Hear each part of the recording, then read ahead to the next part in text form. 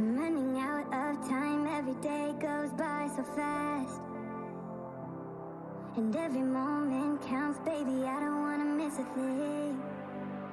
We can sleep under the stars, we can sleep under the stars, or hang out in hotel bars, driving somewhere in your car. We can sleep under the stars, we can sleep under the stars, under the stars.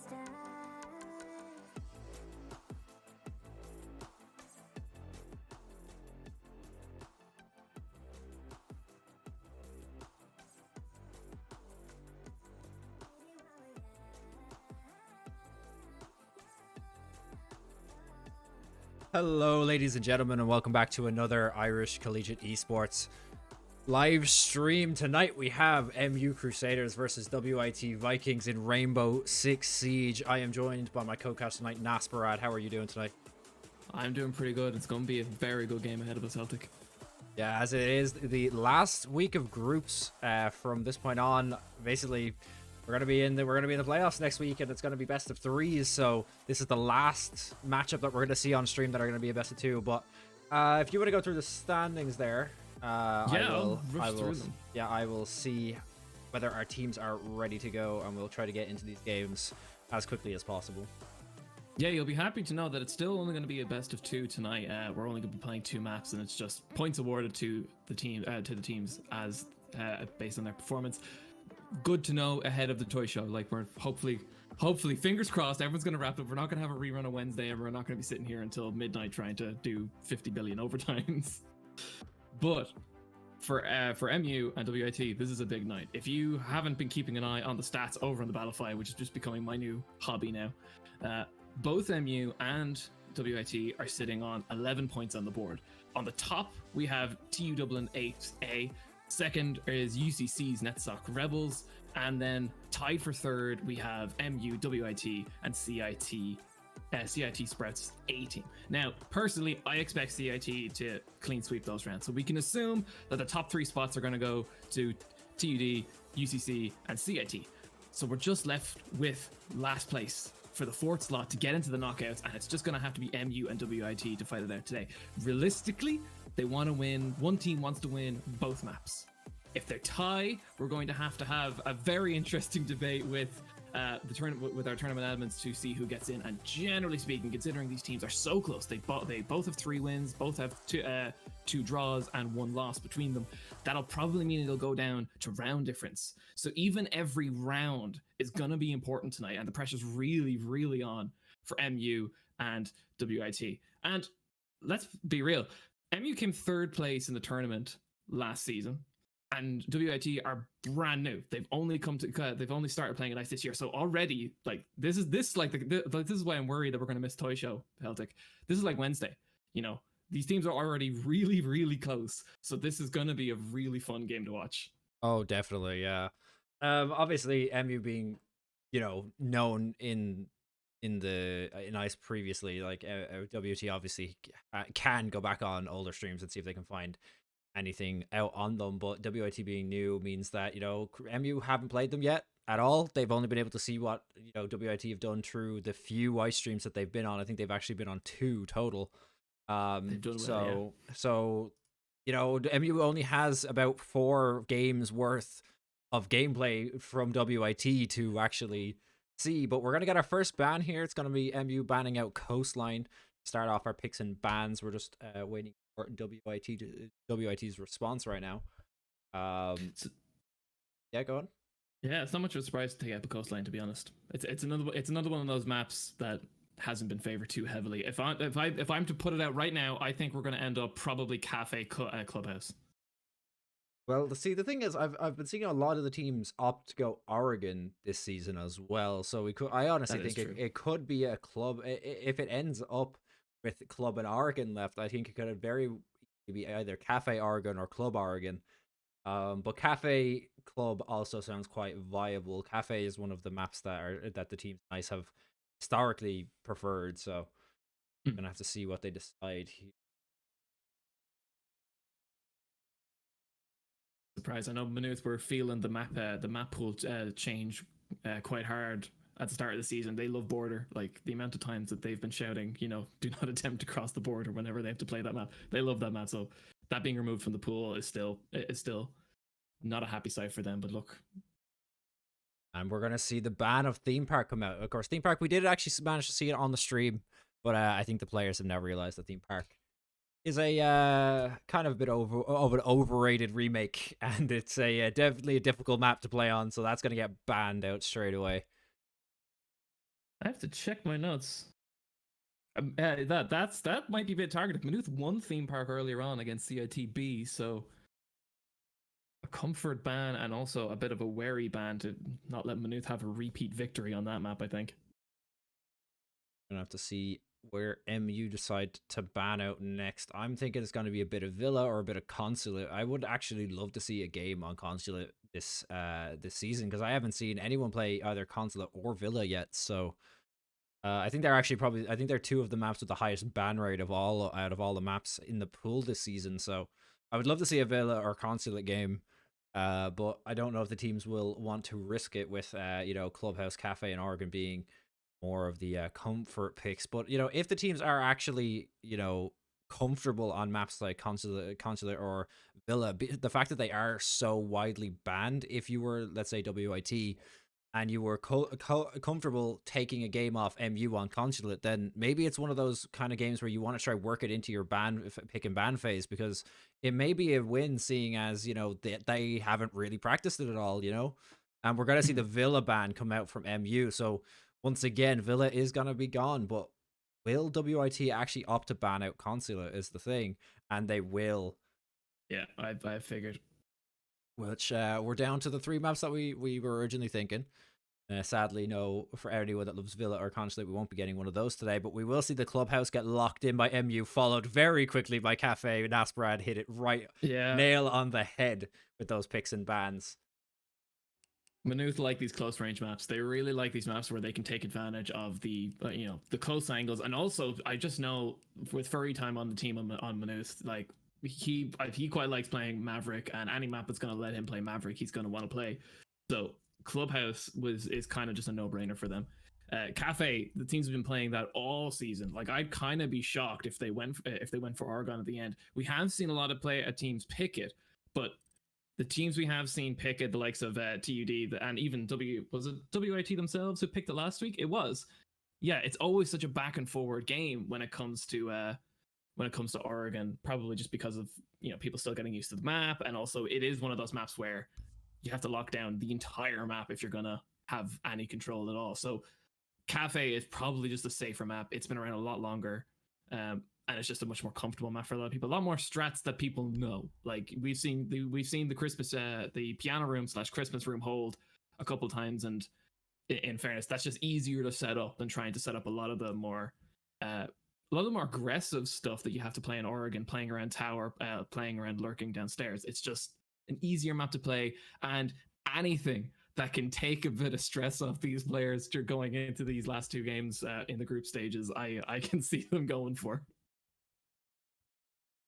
The group stage is, of course, ending this week, so getting any points you can really to get the higher seed going into the playoffs could mean that you get a slightly easier opponent. You never know. So you really want to be the highest seed going into these playoffs. But so it will be MU starting attack on Clubhouse, followed by WIT starting attack on Cafe. I was checking it there just for our admins and for our game settings. So we are just waiting for the players to join the lobby, and then we will be getting started. Now, do you by any chance have notes on how many times WIT and MU have played Clubhouse so far this split?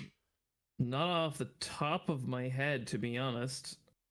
I do not, like I say, I do know Maynooth quite like Clubhouse. That was earlier on in the season when we saw Clubhouse basically every match. So it is a confident one. And just looking back on Maynooth's game on CIT on the against CITB, they did pick Cafe themselves, although they did lose it to CIT. So not going to surprise me too much if Maynooth are a bit anxious to get this Cafe game out of the way to get back onto familiar grounds. Yeah, we never know. As you said, hopefully these games don't go too long, so everyone can go watch the toy show. But with two teams of this caliber, it could go to a 1-1 scoreline, both with overtime. So we never know what's gonna happen. Yeah, it could be. It's gonna be very fun. Just lads, I know you're tied up and everything, but there is a toy show to watch now. Don't do a Wednesday on us. Don't keep us up for another. Basically, keep us up for an extra game. Shout out to Trinity for that amazing triple overtime. Honestly, I think one of the admins was on Twitter the other day, pointing out that that was actually a nice record. So. It's cool to see, and it's awesome if you're going to sit down and watch the VOD, but can't, as much as we love the game, we can't be here all night, lads.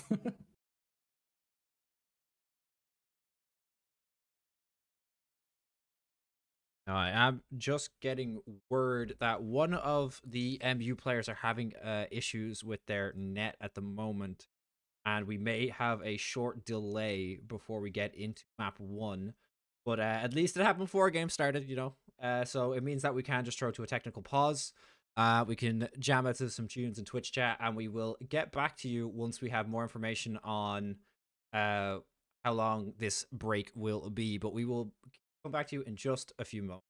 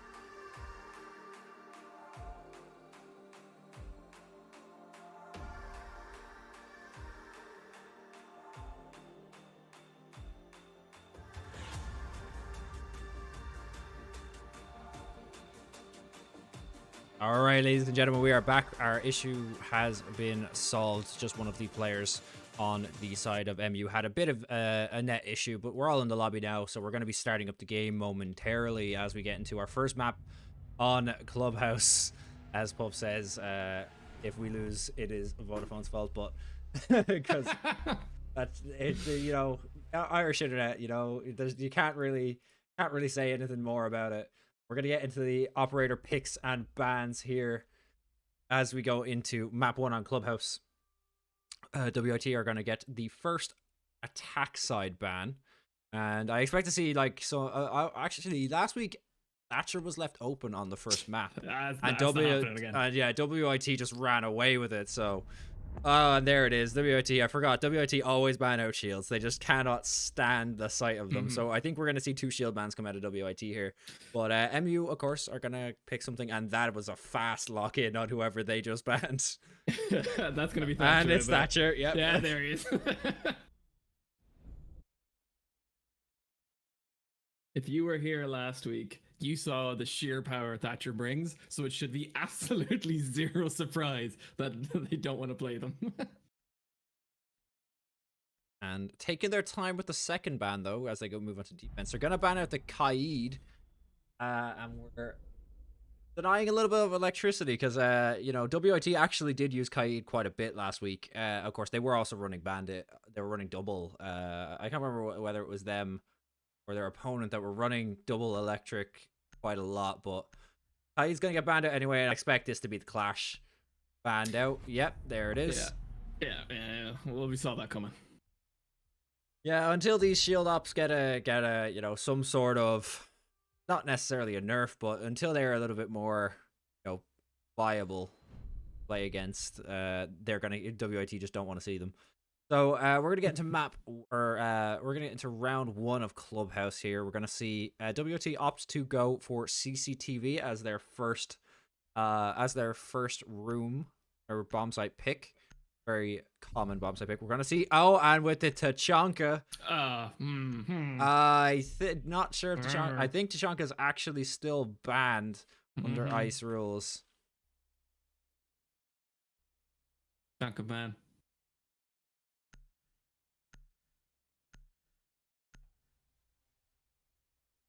Oh, and he's 6 feet to Tachanka. Right. And he's so I believe actually what happened there was that he was AFK. He was AFK. Yeah, no, they've decided just to team kill him. They made a mistake, but they, just to save us from rehosting, they've just opted to just get him out.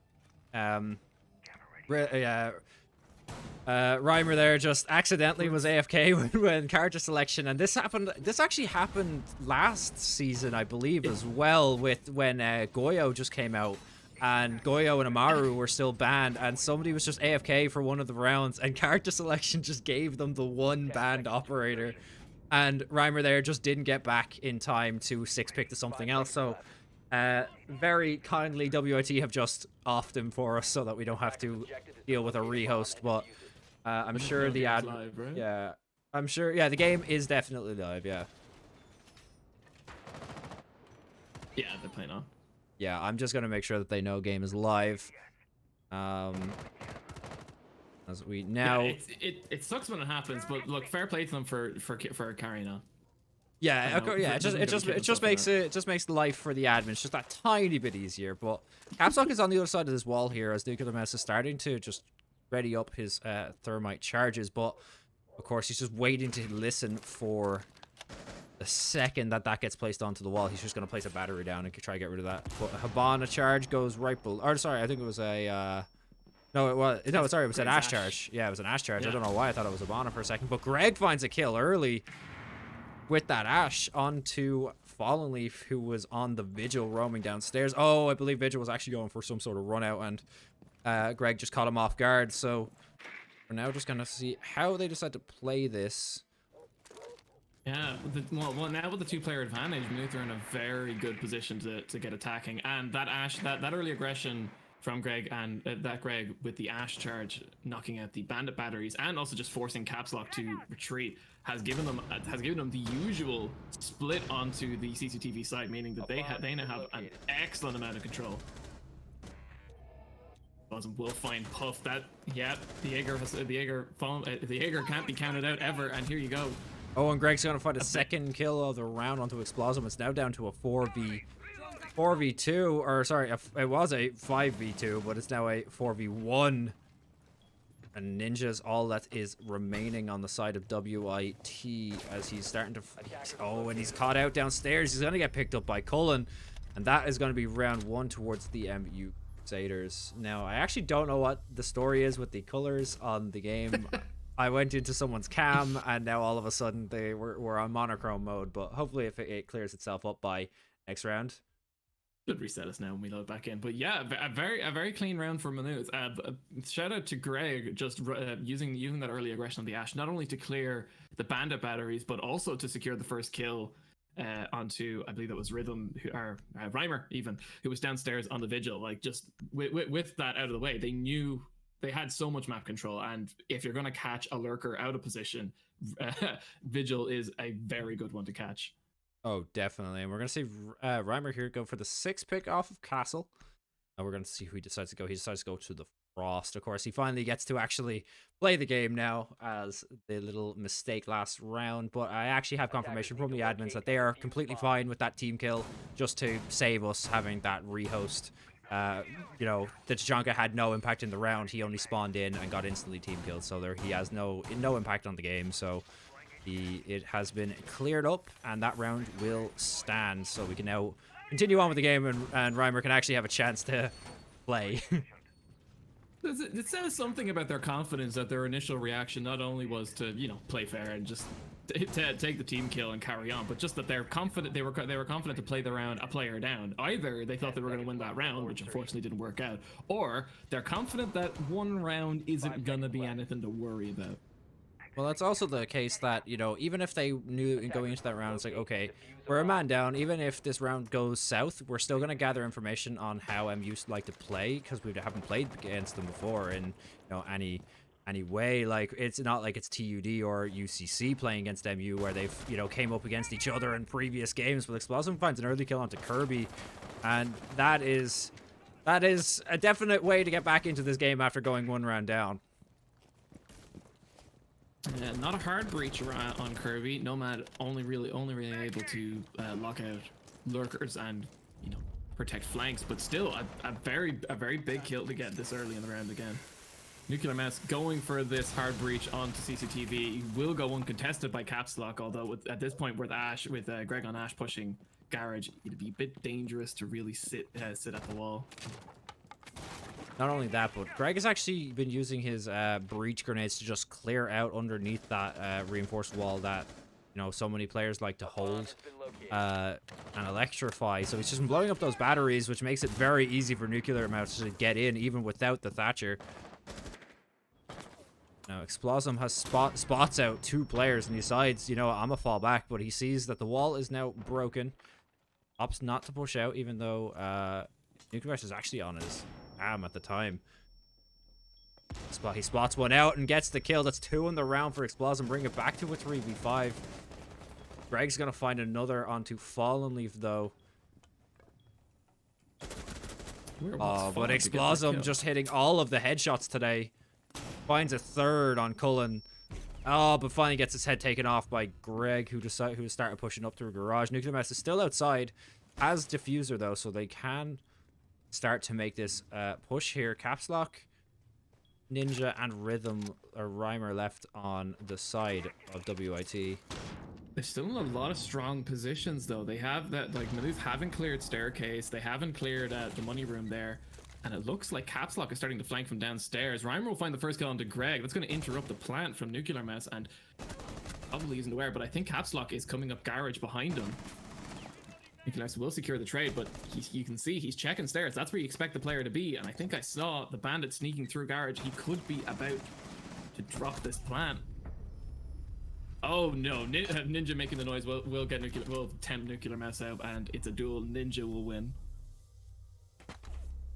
No, I do actually think you were right though. I think Nuclear Mouse was actually or or sorry, it wasn't Nuclear Mess. It was I believe Reimer, I think. Yeah, Reimer, who was Reimer I think he was actually in garage, and he did make noise by spraying at him from behind, but I don't think he actually noticed the shots coming from behind him, and he was only watching basically in front of him, didn't get the bomb down or diffuser down. So that is going to be a 1-1 scoreline as we move into round number 3. We're going to see the Hibana come out instead of the Thermite this time.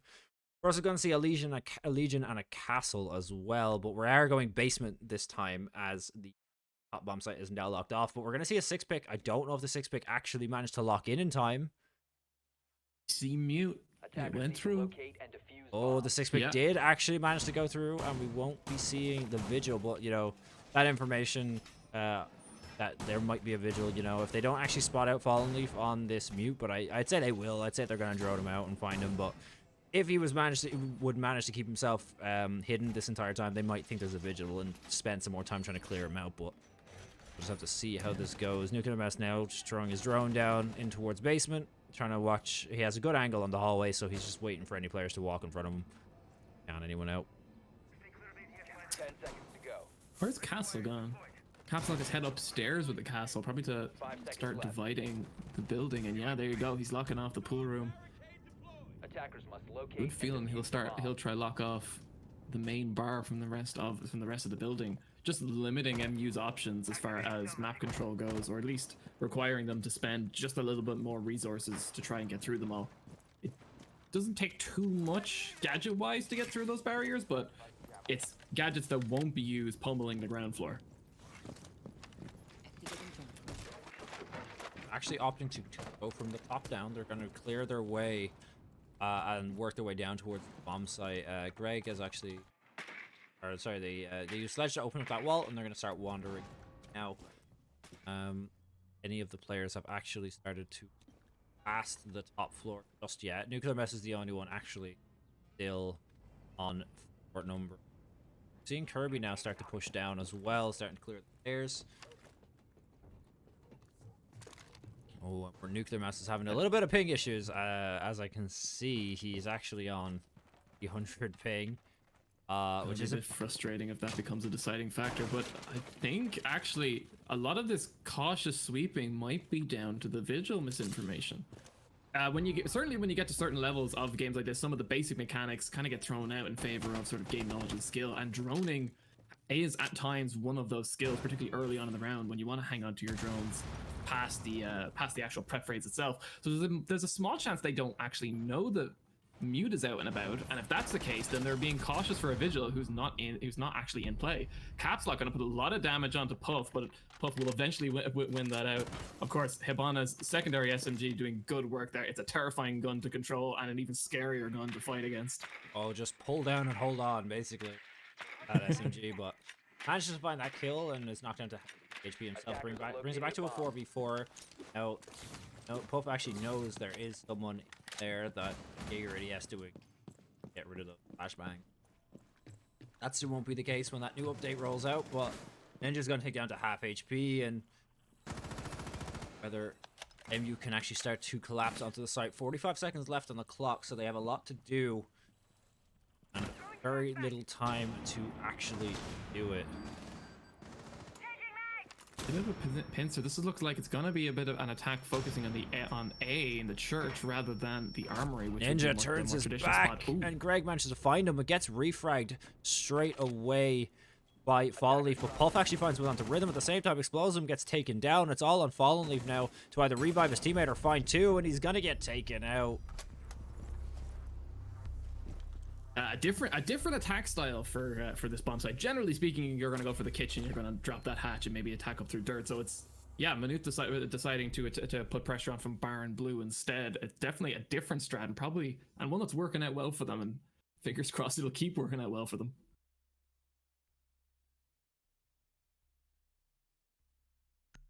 A more usual spread now of characters coming out. Well, on Reimer. Which is someone we haven't seen a lot of this split. We haven't seen much of Doc. Of course, he actually lost his ADS or not, but or his ACOG, but I think he has the step up from Rook. No, sorry, I think Rook has the step up from him. So I think Rook might have a 1.5 times or something, and Doc has Defenders, one protect level your of bombs magnification from below. It's something like that. attackers. They both lost their big ACOGs. That's the important part. But yeah, you don't see much Doc. If anything, just because he's a bit of a hit or miss character, as opposed to Rook, where you'll just drop your armor down. That's your kind of your gadget utility done. Job done. Everyone just grab their armor. Yeah. Doc, you have to stay alive. You have to actually hit your teammates. You have to not hit your teammates with your real pistol, which I've seen happen a couple of times before, which is pretty funny. Or save it for yourself to get you up in clutch situations. And it's all a bit hit or miss. If someone's rushing you and you go down, the stim piss is not going to make that much of a difference. 10 seconds remaining. But you know, Just gonna see how WIT actually opt to play this. As we see Castle once again on caps lock, he hasn't give them just yet. He's actually gonna head back down into basement, so I think they're gonna try to focus on blocking off some more of the doors in basement this time, rather than playing you know, a bit more upstairs. Like, he was trying to block off some of the upstairs aggression, which did actually work out for a little while. But we're gonna see the same kind of strat come out for MU. They're gonna clear from the top down. They don't know if that vigil pick is still actually in play, so they're gonna just opt to clear from the top down, make sure the actual entire map is safe for them, so that when they get to that bottom floor, they don't have to worry about a vigil just walking up, or 5 of them.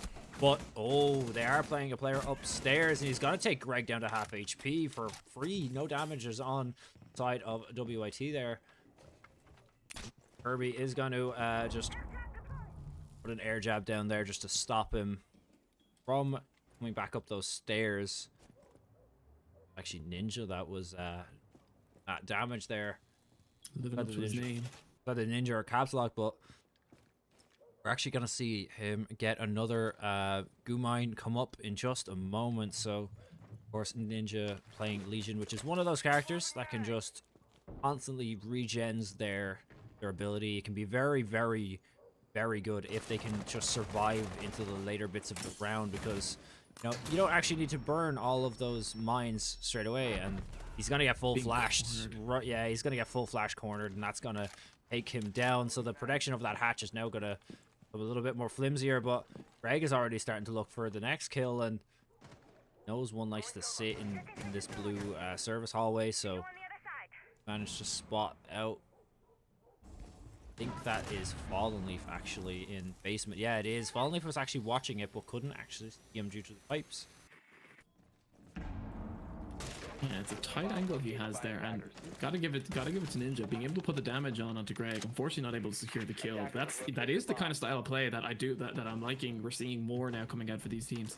Not simply dying, well, not intentionally dying in random spots of the map, but putting damage on and trying to fall back. Unfortunately, got stuck and absolutely cornered in that storeroom, and then once the drone found him, is full flashed. I think Puff actually spotted out one of the players of WIT there, but didn't opt to take a shot. They know he's there now with the breaking of the barbed wire, but they have WIT surrounded. They have no players off of the bomb site. They have the stairs covered, and Fallen Leaf is gonna push in. He's gonna take out 2, Greg and Kirby, but Explosum's gonna get one on Puff, and all of a sudden this attack is looking kind of bad for WIT, but they finally managed to find another kill. It's all on Cullen now, who runs in with the timer ticking down, but Caps Lock and Fallen find 2 more kills, and it's gonna be a 2-2 scoreline. Unfortunate for Maynooth, but excellent play from WIT for being able to stall Maynooth long enough that really there was no time to make any kind of good tactical decisions. They had to go in and they had to win gunfights, and in a situation like that, it's very easy to bait players into crossfires, into traps, and that's generally how you're going to win a lot of your gunfights. Yeah, but also you just look at the skill level of WIT to lose a round, the first round, gather information, and then take what they learned from the first round, that round, and then of course in round 3, same thing happens again. They're not sure what they're to expect for MU. MU go strat, they lose.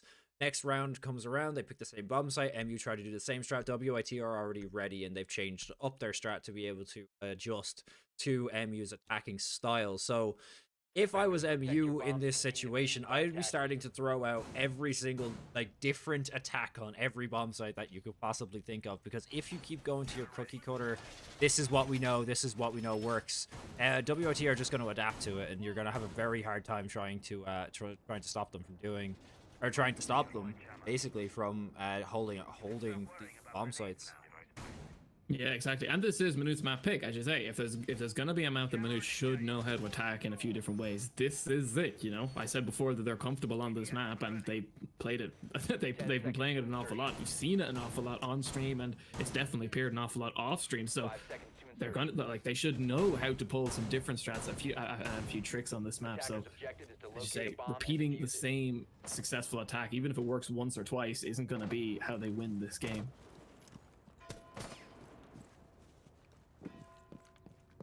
We're gonna have to see whether Greg goes for this ash grenade just under. Oh, who's that? Who's that on the stage? That is Ninja on the boot, I believe. It's right next to the door that Greg was actually thinking about entering, but I don't know whether he actually managed to get. Oh, here we go.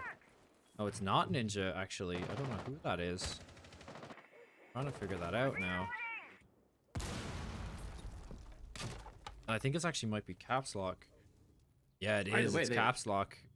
The way Caps Lock and Fallen are playing off a side this round. In fact, Fallen's playing all the way over on the other side of Bar, which very interesting to see. Although Kirby's gonna find him very early in the round. That's gonna give Manute a good amount of map coverage and also the player advantage.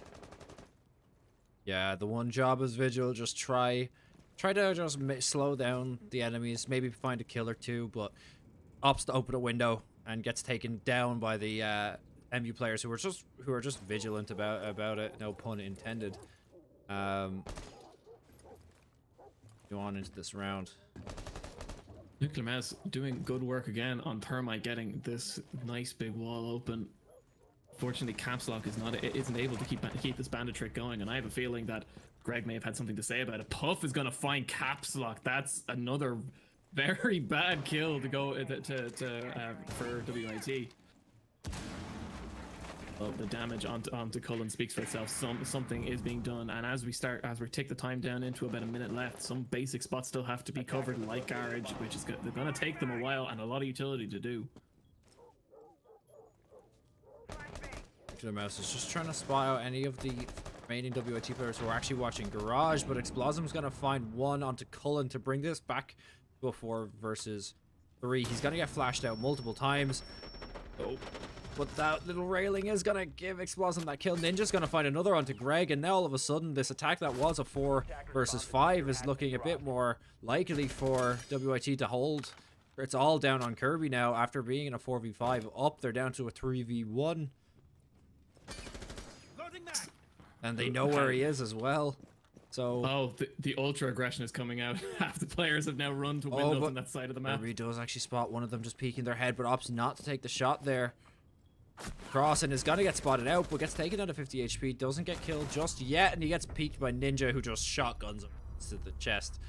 Puts an end to that MU attack. This is exactly what I was saying though previously, just as we were getting into the start of this round.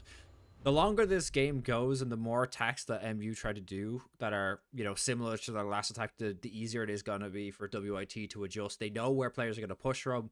They know that, okay, they like pushing, they know that they like pushing up in certain areas. We are getting a rehost request. Yeah, as Nuclear Mouse is having a bit of issues. So we just need to we'll be just drawing to a quick technical break while we get this rehost. It's just one member of the MU side has had over 500 ping for quite a bit now. So we are going to have to just leave and quit, or just quit, start up the server again, and hopefully we can get this issue fixed very quickly. But we will be back to you once game resumes.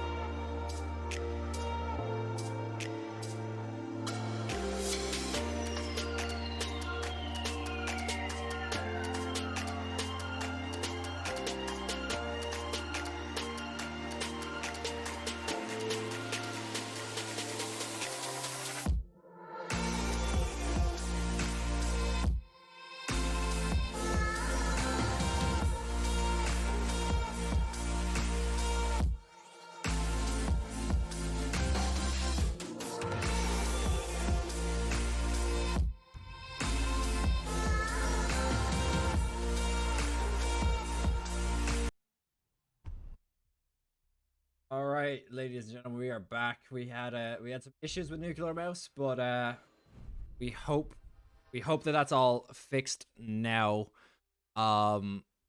He just had issues with his net, and when he reset it, Ubisoft would not let him connect to the servers. But sorry for the delay, but we are back now.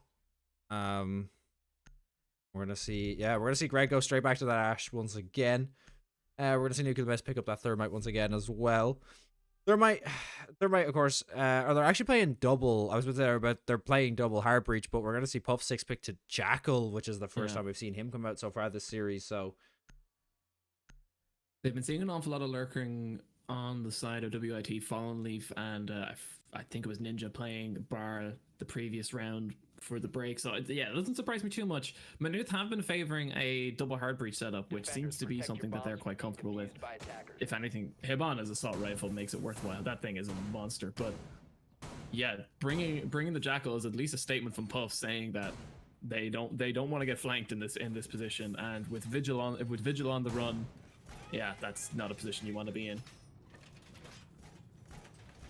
Of course, we're up into the bedroom gym position. WIT have been able to defend the two usual spots, being CCTV and Church Armory. So we are going to be up here. I highly doubt we're ever going to see a bar hole, to be honest. But I think it may have. I don't. Was it WIT who surprised me before by me saying they weren't going to play a site, and then they played it the next round on Cafe? Attackers are moving out to locate a bomb and defuse it. Either way, yeah, Caps Lock is going to start playing from Garage. In the fight to secure the whole map, having anyone up in Garage is generally the way to go, and putting the Vigil up there is just going to be an extra little bit of fun in case they try to drone him out. He can just get out of that position without having to worry too much about drones. Oh, the distraction from all sides. Puff will be able to sneak in and just find Caps Lock. Lovely little headshot. Yeah, through the garage door back there.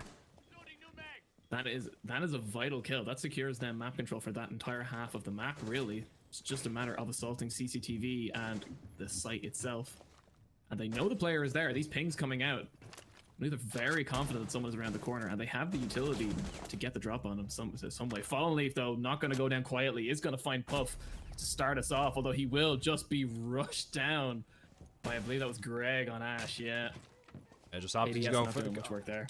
It just opted to go for that, half mag reload, and will get taken down for it because he can't watch the angle. But they're gonna start pushing towards the A bomb site now. A bit of an odd choice from WIT to actually not reinforce the outer walls towards Garage, because even when you're holding top of the the site on the other side of the map, you really still want to be holding it. And Doc is gonna res himself, but Greg is there to just make sure that he stays dead. That him right there. Ninja is just now watching through into Bomb located by attackers. He just trying to see if he can find anyone. Popping their heads up just yet. Window is gonna get broken. He's gonna see it, but and he turns his head. He turns just as they peek, but managed to get any damage off there. Greg finds another to get 3 in the round onto Explosm. He spots out another one towards the B bomb site. That's gonna be Ninja bottled up in the shower. Look at this. He is Smoke. He is one of the characters who you do want to see surviving to the end of the round. Those smoke grenades do have a lot of delay, but see, look, these rotation holes opened by WIT earlier, working against them as Greg uses it to find Ninja and secure himself at 4K for that round. Ash players gonna be Ash players, and Ash players are gonna hold W, and they're gonna find a direction to go in, and Greg showing exactly how scary that can be. Oh yeah. Greg going absolutely huge that round, getting 4 kills on the Ash, and we're gonna now swap over so we get to see what players will choose pick on the opposite side. We're gonna see a Mozzie come out on Puff, which is someone we haven't seen played a lot, but can be extremely valuable if you can actually manage to claim those drones for your own, seeing as most of the teams that we actually have playing in Ash are quite drone centric teams. So having someone like a Mozzie to not only destroy the drones but claim them as his own can be very, very useful. Defenders, protect your bombs. Do love me a bit of cheeky Mozzies. Especially now, it very rarely happens, but if I think it happened in ICE at some point, but Twitch is so rare to see in comparison to the other characters that it's this one specific event even rarer. But when a Mozzie does manage to get one of Twitch's shock drones, it's a feel good moment for the Mozzie and a massive annoyance for the attacking team. We won't be seeing any Twitch drones, unfortunately. However, Mozzie will be important in just keeping the late game intel, or mid and late game intel. I don't think realistically Mozzie is going to stop the WIT from figuring out what bomb site it is. As I mentioned previously, when you get to a certain level, you kind of just know, oh, they're sealing off, the hatch in the bar. So obviously the bomb site's in church. Finding seeing the bomb site itself with the drone is less important when you get to even intermediate levels of play, but it's more for defending people from those mid-game drones, finding out positions and just scaring and flushing people out. And yeah, you can see he's only thrown most of these drone pests down now, upstairs even, just to protect his own lurking. Greg now, so sitting upstairs with him, trying to find anyone. But we're gonna see the two of them on the lurk upstairs, as the first bomb site chosen was actually basement to start us off. So see how they managed to take this here. Explosive and I believe it is Fallen Leaf have started pushing in now. They've made their presence known as well. They need to figure out.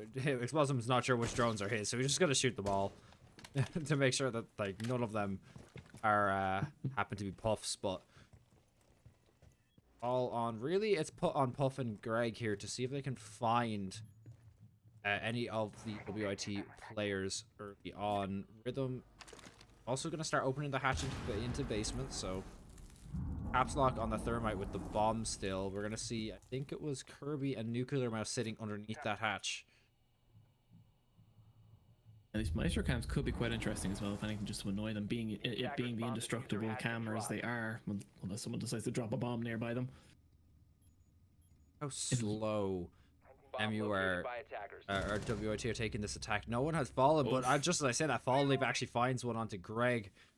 Finally opens up the round, but Puff on that lurk manages to find gets the retake or the repick, and it's going to be back to a 4v4. But now he's giving away his position. They know there's a player upstairs, so now they have to backtrack with only a minute left on the clock to try to find what they think is only one lurker. But actually, no, Greg has fallen, so it still is just one lurker. But and that C4 through the wall. Puff is going to get a second, and it's all starting to fall apart for WIT here. They've taken a bit too much time, and now there's only 45 seconds. They still have a lurker behind them, so they don't really have a choice. They need to start pushing onto the site, but Pullen's got to now find another one onto Explosum, and 35 seconds remaining. It's all on Caps Lock and Rhythm to try find some kills here, but they don't actually have access to either of the bomb sites. They do still have the bomb, but gonna have to go big here if they want to manage to stay in this round. Puff is starting to flank behind them as well. Caps Lock finally finds one kill onto Puff to start taking this site back. But with 10 seconds left, they need to go big here. Sniper really needs to drop and get this diffuser down, but he will be knocked and dropped by Nuclear Mouse, and Caps Lock is basically gonna have to ace his way out of this round, and unfortunately not enough time and too many hiding Manuth players. Manuth playing that perfectly. Just sat back, just let MU have to walk into them, and just not clearing those lurkers out early on in the round just basically gave MU just right to just, slow them down, just make it impossible to be able to push onto the site, because not only do you know there's players behind you, but you're going to be walking into at least 2 or 3 on the bomb site. So it's very difficult for WIT to actually push there without clearing out Puff, and that Mozzie, of course, coming in very huge for MU there to see out that round. But we are going to see the Mozzie picked up again, but this time it's going to be on Cullen, and we're going to see a Valkyrie come out on Puff this time with a 6 pick. Now we just need a repeat of Cafe the last time Manuth ran stream, and just for Puff to start throwing them into really obvious spots and not be caught. I say really obvious spots. He did throw into a spot so obscure that the camera didn't work in the end during one round, but we'll have to see if he just decides to throw him in corridors, as one would kind of just expect out of black eye cameras from Valkyrie.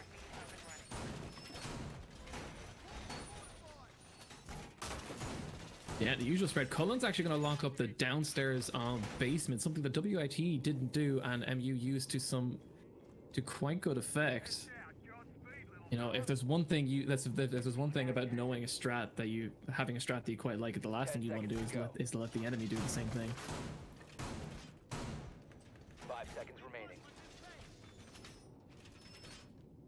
Yeah, looks like Kirby on Bandit. He's sitting quite close to that wall, very likely about to start a bit of bandit tricking and hoping to prevent Caps Lock and Reimer from breaching that balcony wall.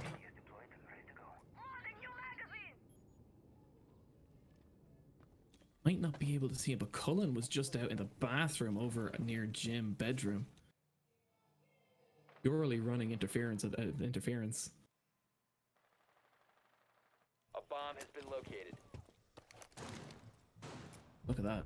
WIT swarming all around him. They don't know he's there, and he doesn't know that they're there either. Fallen Leaf will find the first kill onto Kirby. That's the bandit down. Oh no. That's more or less a guaranteed wall open.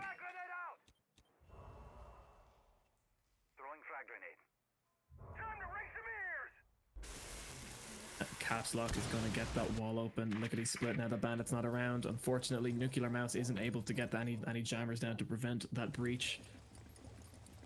And he's having apparently buckets of connection issues today, as Kirby will need to reconnect. Sadly, MU have actually already used their rehost though, so under tournament rules they can't call for rehost. They're gonna have to fight this one out 4v5 as Puff actually falls to Fallen Leaf.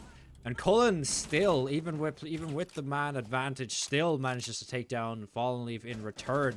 So they're still just going to try to play this out. And, you know, Cullen and Greg have been going big so far in this series. So they may still be able to win this with just 3 players. I will give it to them. At least Kirby had been dead at the time. So they're not actually losing an extra player in this round, though the series may tell a different story. Cullen putting a bit of damage onto Explosive and being able to walk away more or less free. Ninja will be knocked down, presumably by Greg, given the amount of damage that just flew his way. Having to hold a site alone. Explosive will unfortunately find Nuclear Mouse. Cullen will be able to win the trade onto Explosive and put it into a 2 versus 2. 2 wounded Maynooth players having to hold off against the rest. Greg will find Caps Lock, putting it all in the hands of Reimer. Although Hibana is one character not to be trifled with. Yeah, 38 seconds left on the clock. They need to make a play here, but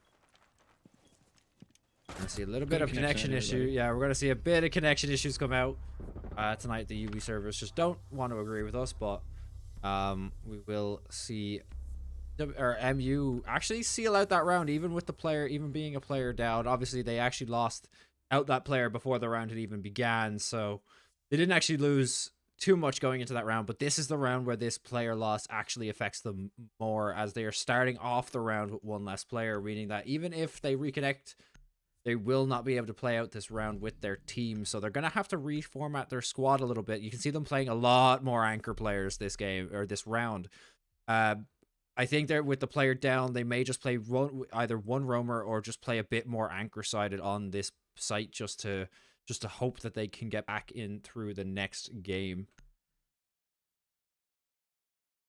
Yeah, but that said, they do have quite a nice advantage. I mean, I'm not saying this is ever going to be a good situation. If you're Maynooth right now, you are worrying that this could go wrong in a second.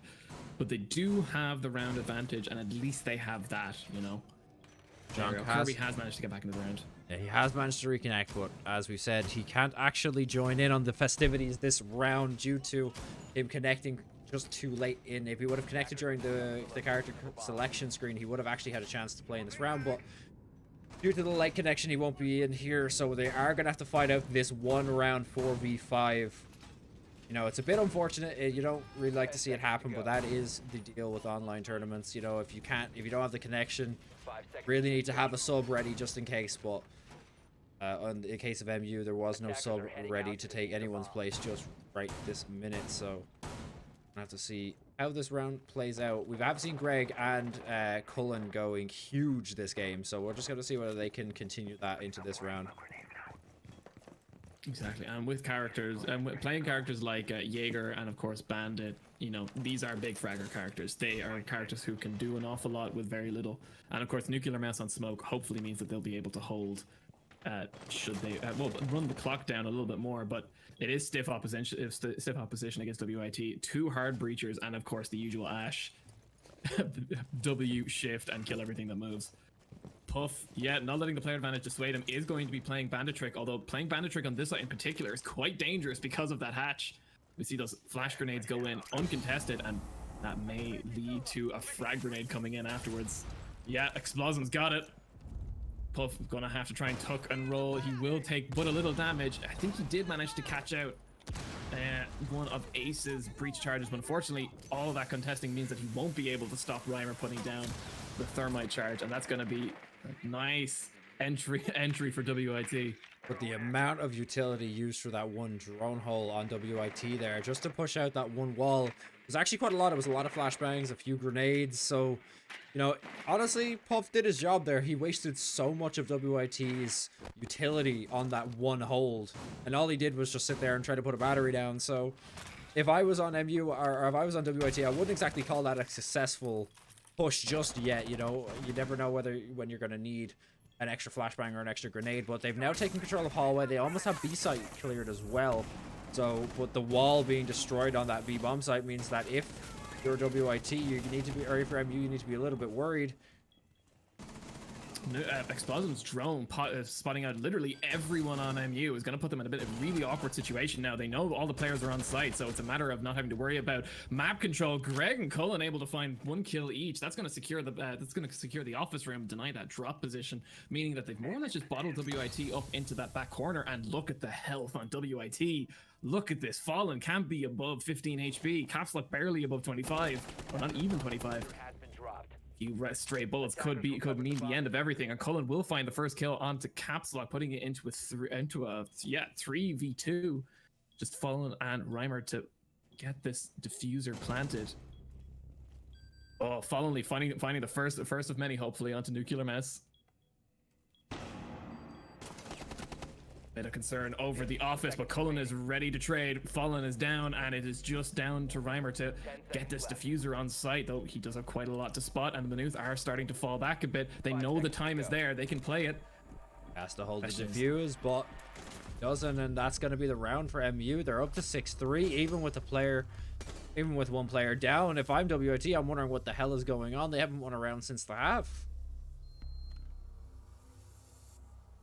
This is Maynooth's pick. I guess their focus was on the defense, as seems to be the usual case. Yeah, but yeah, just Puff and Cullen going absolutely, or sorry, Greg, Cullen, and Puff just absolutely going ham for MU here, but able to basically take on the WIT side with 2 players, and WIT just don't have an answer for it. They just are committing to the one-sided pushes and not like any sort of pincer movement. Like I would have liked to see 1 or 2 players coming from maybe Garage on that push, knowing that the bomb site was over near Gym, because you can start clearing the entire top floor. You have a bit more control over the map, and it just means that, you know, those players that were sitting, you know, far side of bed, Cullen especially sitting over the far side of bed towards construction, all it takes is 1 player to rotate in through construction and take him out, and then you have way more control of the bomb site. But it's just a lapse in judgment maybe from WIT there, maybe a lack of practice, I'm not sure. Could have just been overconfidence from the missing player. They may have thought, well, there's only 4 players, they're probably going to play all site, we don't have to worry about lurkers. But therein lies the danger. Lurkers aren't the problem because they'll run into you while you're trying to push the site. Lurkers are a danger because that means that you don't have map control. And WIT didn't take much map control. They stayed on the outside for the majority of that. The only real control they got was over that L-shaped corridor beside the reinforced wall. Had they sent someone downstairs, they probably would have caught Puff off guard completely when he retreated away on the Bandit, which would have given them much more control and put him in a much better position to try and, well, yeah, give them more opportunities and to win those gunfights. So having to force their way through the only one attack vector means that, you know, it was just a matter of playing the angles for Maynooth. And of course, now that we're on match point for the map in favor of the MU Crusaders, and they're down in Church Armory. This is not a fun site to attack, especially now that Maynooth is back up to full strength. Although Caps Lock is not fooled by this early aggression in the window, waiting for this peak. Oh, and he just unscopes. It's always the case. You unscope just as the player decides to peep, but he is gonna, he's gonna get the scan, find out where the Maestro is. I think it's gonna give him more information that they already kind of knew. He's gonna be sitting bomb site, but Bonleaf is gonna find the early kill onto Greg, who was trying to peek out that window as that Jaeger. So that will be a player down for MU. So they're back into this 4v5 advantage, but WIT really need to take advantage of it this time. And especially with Greg being one of the stronger players on WIT or the MU side as well, they really, really need to take advantage of it and actually lock down this round. Maybe bring this game back to an overtime. I think that's Puff upstairs, and the fact that they've brought a Jackal has made this a living nightmare for him. He's now being hunted down by Fallen Leaf. They know he's up there. At the moment, it's just a matter of exactly where, as the pings have run out. But Fallen Leaf has an awful lot of utility to make movements, and have they just left him alone? Oh, yeah, nope, never mind. Fallen Leaf, there you go. He'll find Puff in the end. That's both Lurkers taken down, and a 2-player advantage for the WIT Vikings. Playing angles, Cullen, hold it. Oh. Spots the gun of one, and he is going to get the spray down onto Explosive. He's very good at working at these tight angles. Manages to take up one. That brings it back to a 3v4. Even with Puff and Greg down, two of the stronger players, Cullen still manages to... But Dirt is now... Oh, we're going to see Ninja start pushing down Dirt, but I think Cullen actually spotted him out. Pulling the spray down. Okay, and now the position of Cullen will be given out by Caps Lock. Now, but Fallen Leaf finds the kill onto Kirby, and another onto Cullen. It's now potential acing coming here. It's all a nuclear mouse, but Ninja, I think they actually trade headshots, and Ninja finds that kill. But it's got to be 4 kills on Fallen Leaf that round. Yeah, Fallen Leaf doing absolute work there. Remember what I said about those Ashes holding shift and W? Like, sometimes an Ash is literally all you need to take basically the entire building. Just a reminder, these scores, the player stats are a bit off due, just misleading just a little bit due to the rehost a little bit earlier on in this game. I do believe Cullen and Greg should be on about another 6 kills each, something like that anyway. But we'll have to see, because MU of course did actually win out 3 rounds in the first half, and their scores, individual player scores don't actually show that very well. So we will just say that just take it with a pinch of salt, their current scores. But Malusi got to get 6 pick back to Malusi. The great mind games. I will say though, scores being as inaccurate as they are due to picks and of course Kirby DCing, Fallen Leaf is still sitting on 10 kills, and that's a lot if you're gonna to pick up in the span of 3 or 4 rounds. So Fallen Leaf is another one of these ice players to watch. He's playing out of his mind at the moment, and he's number 1 on the assassination block for MU. If they can see that Fallen Leaf has been dropped by anyone, then they're going to be in a good mood and very confident to push the advantage. ABC again. Manute setting up the reinforcements in Garage. And I think Kirby is going to be playing the dedicated bandit battery juggler. It's going to be down to, I believe, Puff and Greg really to hold the area just below him to prevent WIT from doing what Manuth kept doing to WIT in that sending Ash or literally anyone with an explosive underneath Kirby and just bombing out that floor and wrecking his bandit juggling. Maybe wasted effort given the WIT have all started on the other end of the map. Yeah, a couple flashbangs coming in through that drone hole, giving Kirby just enough time to dodge out of the way the last one thanks to the ADS. Fallen Leaf now just taking control of the window, gets a headshot on Kirby through the wall. I don't even know if he was aiming for that, but he takes it anyway. WIT are going to be happy about that one. The best kills are accidents. Bit of awkwardness from this jammer, but it's not going to stop him. Fallen Leaf now has way too much intel on Nuclear Mouse. He's going to want to get out of that position before it's too late, and he doesn't. Poor Nuclear Mouse is going to be dropped by Fallen. That's 2 for him. He's going to get a 3rd. Oh no. Fallen Leaf is just walking in behind them and taking out 3 of them. He's now down to a 1v4. Fallen knows where the last guy is. He's just trying to find him out. Gonna kill that Melusi mine right there. Oh, and he's gotta find the fourth. Fallen Leaf with 2 4Ks. Back to back. Yeah, Fallen Leaf has had enough of any of this waiting. He has a toy show to watch, and he wants to get this over with.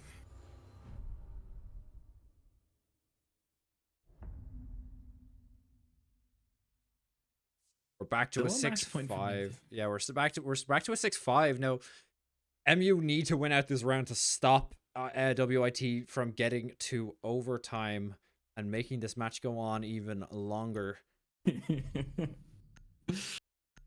This is Maynooth's round to lose, or even map to lose at this point. WIT are coming back strong, but you know, Maynooth can't just let them run away with this momentum. Yeah, and it's another thing that I bring in from, you know, my time playing as in Siege. You know, when the longer these games go, you know, as you get into like map 2, and then if map 2 starts going longer, you start getting tired, you start getting fatigued. Siege is one of those games that takes a lot of concentration, and the longer the games go, if you're not used to playing, you know, long series where like overtimes might be possible every single time, or on map 3, for example, in the playoffs, you know, you start to get tired, you start to get fatigued, you start making bad decisions. So if I were MU, I would want to be sealing out this game and getting onto map 2, you know, and not letting it run any longer than it needs to. Yeah, exactly. These games, although they are an awful lot about, you know, the great point-click adventure games that are first-person shooters, they very regularly boil down to these kind of mental games of being able to stay focused long enough and actually pay attention to what's happening rather than rely on, you know, the muscle twitch skills and the lucky headshots. This being map 1, hopefully the players are still wide awake. This will obviously be a much bigger factor when we start hitting into map 2, and if WIT manage to win this round and we go into overtime again.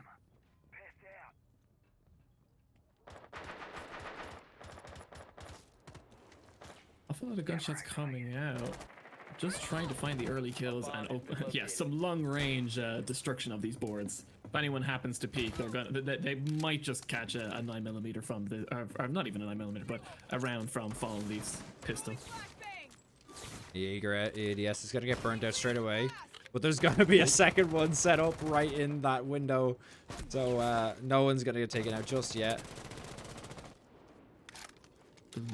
Was that both of Fallen Leaf's breach charges? I think so. We can just check. Yes, both the Fallen Leaf's breach charges are actually taken down. I think they both got taken down by 2 Jaeger ADSs, so that's a bit unlucky there, but good counter-stratting. I mean, WIT are doing more or less the same thing they did last round, so it's good to see Maynooth actually adapting and trying to play around this this new plan. Someone obviously let Craig know, look, I just need an extra ADS. Just trust me, it'll go well. Bomb located by attackers. On top of that, the increased presence on the site. Look at this. 4 players playing on the site as opposed to the 3 last round. Puff all by himself on the Melusi sitting on the other end of the bedrooms.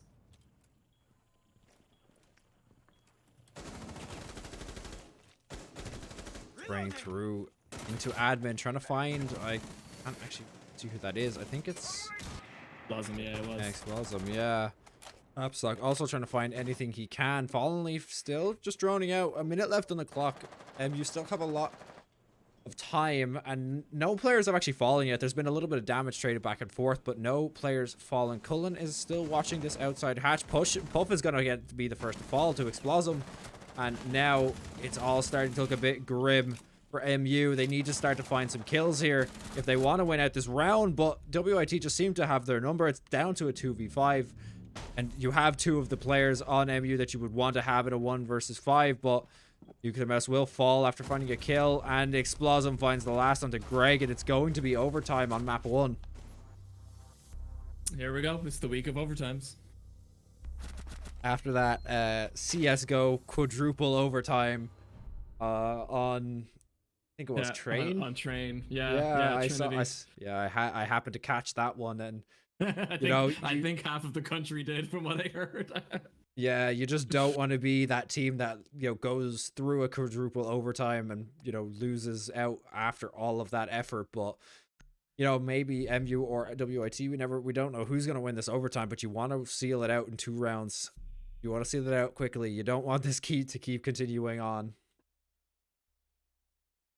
Of course, it's the first team to take 2 rounds in a row to come out on top here. Yeah, and I should point out, if anyone is coming over from Counter-Strike and expecting the rules to be the same, I believe, Defenders, protect your correct me if bombs I'm from wrong, being Hiltic, used by but I attackers. believe for Siege, the overtime rules say that we're only going to do 1 overtime round. We're not going to be sitting here all night. Yeah, I want to say thankfully, but yeah, in group play, it is just first team to go 2 rounds ahead. It's just a round on attack. Around basically each team attacks and defends once, and if it happens to be a tie, there is 1 tiebreaker where the decider is random. But in the playoffs, there is infinite overtime. Yeah, so we're only going for 2 overall wins in this overtime period, whereas when we get into the playoffs next week onwards, we're gonna have Counter-Strike like infinite overtimes until teams manage to get a two round advantage. Attackers are moving So out to locate thankfully bombs. we're not gonna be here all night, but you know, you might want to put the kettle on and tape the toy show. I don't think we're gonna be seeing that on time. We're gonna see some Mushrooms get set up straight away. Nuclear Mouse, of course, on that Maestro. Greg has actually gone back to this Vigil once again. Look at the roaming play coming out of MU here. They've gone for Ooh, that's a Kavira, good they've kill. gone for Jaeger, and they've gone for Vigil. Vigil's gonna fall though. Cullen has actually opted to not roam and sit downstairs on this Jaeger, but we are gonna see the Kavira, which is the first time we've seen her come out this time. I think many of Manute's players deep down are Kavera mains or Ash mains. Puff preferring Ash, and he's basically been wandering around the maps as various characters. It was only natural at some point he'd grab Kavera. I don't think he'll get an interrogation, especially if WIT are disciplined enough to set up their refrags, as it seemed they are earlier on with the refrag on to Greg. But if Greg had to pick 1 player from the lineup to take out of Look at this. WITs, it would be Ninja's actually on his own, or no, I think it's Caps Lock is actually on his own here at top of blue stairs. Uff is gonna start wandering down. If he can walk through here uncontested, he might actually get an interrogation, and he will find it. But he's not actually gonna go for the interrogation. He's just gonna take the kill. That would have been great. Yeah, that was going to be... He did see the player heading into shelves, so I mean, he's probably worried that someone will start screaming over Discord. That is still a big round for Puff, but what an awkward angle to sit in, but he isn't going to find the kill. Habana's ready for it. Explosive finds the kill back onto Puff, and it's back to a 3v2 in MU's favor. The Rhythm Reimer's going to find a spot, Cullen's going to spot out Explosive there on the stairs. I do believe Reimer's still above Bar Hatchet. He's gonna get taken down. It's all down to Explosum, who has the diffuser, and a minute left on the clock, so he has time. He has resources, but he needs to start finding these kills. But I assume Nuclear Mouse is using Discord on his phone, and I think his phone just died, so lack of comms might lead to MU making a mistake here. But Cullen is ready and waiting. He's going to take that down, and that's going to be the first round of overtime going towards MU. Mark it down on the board. 1 to MU. They need 1 more to win. I don't know. Fortunate kill onto the Thermite. I mean, those are the kind of split second fights that, looking back on it, you just can't believe you lost. But in the moment, they're so hard to predict and even harder to win. I think he had maybe half a second to outshoot. I believe it was Nuclear or Kirby, but yeah, very unfortunate. He looked away just at the wrong second. Obviously, we're going to switch over sides now. Manute on attack, WIT on defense, and we are going to choose once again the Church Arsenal room. It's a strong position. It's a strong site to have to take. You don't have to worry about windows or anything. And as a result, it ends up being played an awful lot on the floors above. Caps Lock switching out from the Bandit to the Pulse tells me that someone wants to keep Kitchen safe, and keeping Kitchen safe might involve a spicy C4 kill or 2. Yeah, C4 kills, of course. We've seen a lot of them come out, especially on maps like this where you know, the floors are just wooden, so you can just C4 right through them, and someone like Pulse just makes that even easier, because you not only do you have to, you don't actually just have to sit there and listen for the footsteps, you can actually just use that gadget to just see where exactly above you they are and try to predict where they're going, throw the C4 up through the floor and just get an easy kill. 10 seconds to go. I think we're actually going to see him play off-site here. Yeah, or no, he's just going to reinforce the hatch, but we may see him actually just get to sit upstairs. Attackers must I locate think he'll play on site, especially if they're at all concerned about Jackal. Oh no, Ninja, what is his position? Oh no, okay, you're not gonna stick it too long. Opted to try go for a quick peek. You're gonna notice that window was actually broken, and just they actually did check it out there. But as you can see, Capstock, as we said, is going to be below kitchen, just watching for any heartbeats. But MU aren't taking any chances. They're clearing from top down. They don't know where if WOT are playing with any roamers. So we're gonna see a very slow, methodical clearing of the building from you. Dagon, as you'd expect, just because players aren't picking characters like Kavera or Vigil doesn't mean that someone isn't hiding on the opposite end of the map and waiting for their moment to strike.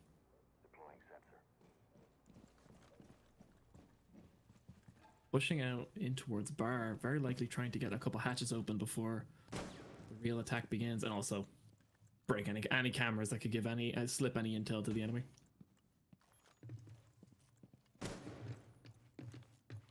Generally, what we're going to want to see is a bit of a kitchen attack, and yeah, Greg looks like he's tearing up the floor there. have recovered their diffuser. Just don't want to let WIT rotate for free. If there's a chance that they could catch someone out of position through the floor, it's always handy for the attackers, although of course they have to worry that WIT may decide to use these vantage points against them. A little bit of pressure being put on towards blue. It's down to mostly Fallen and Ninja to try hold off that aggression. Meanwhile, Cullen, yeah, here we go. The vertical play is beginning. Cullen's just going to start opening up the floors here. Just make it very difficult for any of the WIT players to actually just sit on site. As they start getting spotted out through the floor, it's just going to be giveaway. All the positions are just going to start to be given away. I believe the Pulse was a 6 pick, wasn't it? So they're not actually aware that Capslock could be looking at him through the floor right now. Yeah, although he's focused a little bit more on the ground, on the same floor as him. Yeah, spotted out. He sees heartbeats above him. Attackers recovered the diffuser. Is watching the stairs, I believe. Oh, he's been chased out of Armory. Oh.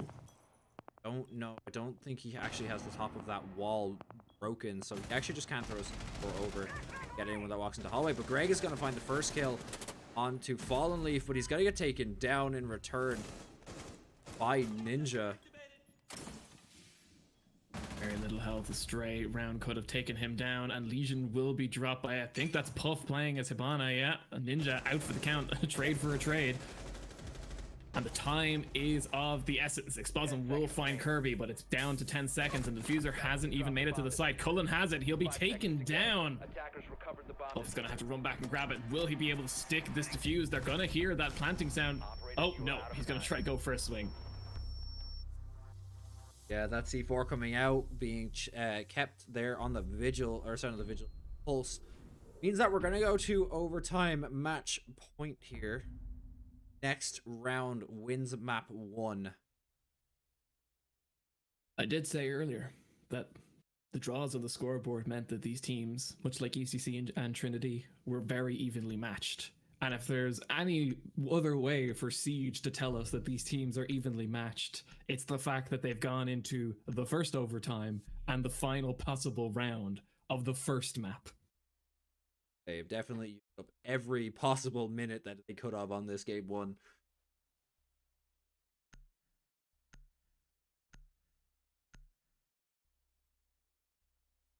Before it is well, I said it was Manuth's game to lose earlier, but now being so close, I don't this map. So I mean, it's not going to help for that whole round, that round difference if they happen to draw this particular series out.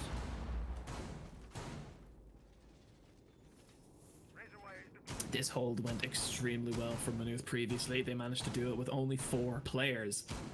So they can only hope that with Kirby back in the game, they'll be able to work that magic again. Yeah, what we really need to see here is WIT actually learn from the mistake that they did last time. Try not to just push for one side. Actually, kind of pincer them in onto that A bomb site. This, Garage and CCTV are two great positions, for taking this site, because as you start to clear all of the top floor, it means there's very little position for MU to be sitting other than on the bomb sites. And as you have one set of your teammates pushing in from one side, it means that no one can really be watching the back side of MU, because they're trying to focus on the side that's being attacked. So you walk in and get maybe a kill, maybe two, but we're gonna have to see whether they actually manage to do that this time, and whether they can learn from that mistake. Now, Explosive was droning over there previously, so it does look like they are aware of the mistake they made previously, and having Fallen Leaf outside of this reinforced wall, probably a good sign, given that he should be able to try to use up any potential Jaeger ADSs. These flashbangs, they're going to go uncontested though. Not sure Greg actually threw one down there, but in absence of Thatcher, Ash will do, and it is now down to the race between Reimer and Puff. Puff will manage to bandit trick the first thermite charge. Probably a little discussion going on in the WIT comms as to whether or not they go for a second. I think they're mostly out of utility to break. This Ninja could come over with Zophia's impact grenades, but that's an awful lot of utility to commit to just trying to get this wall open when there are other methods available. Explosive will find the first on the Explosive 2.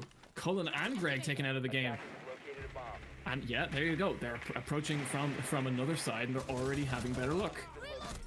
Ninja will take down Puff, although he will immediately be refragged by Nuclear Mouse, who will go for another shotgun Reimer right out of the game. It's just Nuclear Mouse to try and hold everyone out. He doesn't know the Fallen Leaf is going for a plant on the bed. He's about to walk into a crossfire from WIT, and Explosive will put the 8th round in favor, or the 15th round, 8th for them, in favor of WIT, meaning the first map has gone in favor of WIT after the first overtime in ice. Yeah, that was an amazing map one from both teams there. WIT managed to win it out at the 8-7 on an 8-7 scoreline, but that really was MU's map to lose. They were up 6-3, and they WIT not only managed to bring it back to a 6-6, but to overall win it 8-7. Great play and great adaptation from WIT to actually just manage to swing that back on them. But we will have a short break before we move into map 2 on Cafe. Of course, our team, I'm sure the players need a little break after how long that game was. So yeah, we will be thrown to a break, and we will see you guys in a few minutes.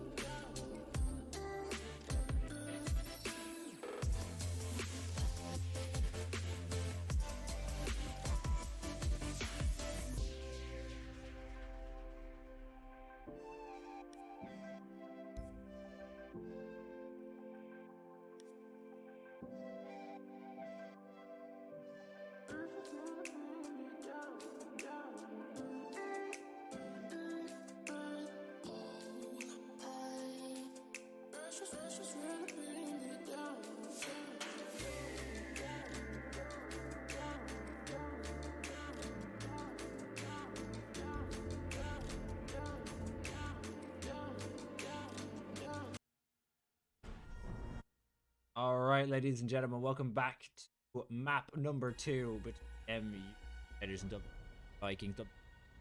Taking map 1 by the skin of their teeth. They won 8-7 in a overtime. MU, of course, had their number up until they took match point, and then MU or WIT just seemed to figure out what was going on and fix the issues and take map 1 for themselves. So we now move on to WIT's map pick, but of course MU's site choice. So we're going to start with MU starting on defense on Cafe. So we're going to have to see how this goes, but we're going to see a Thatcher ban straight away. I assume this is going to be a Monty ban out of WIT, or they may opt to leave it open. We never know, but I'd say it's probably a... Yeah.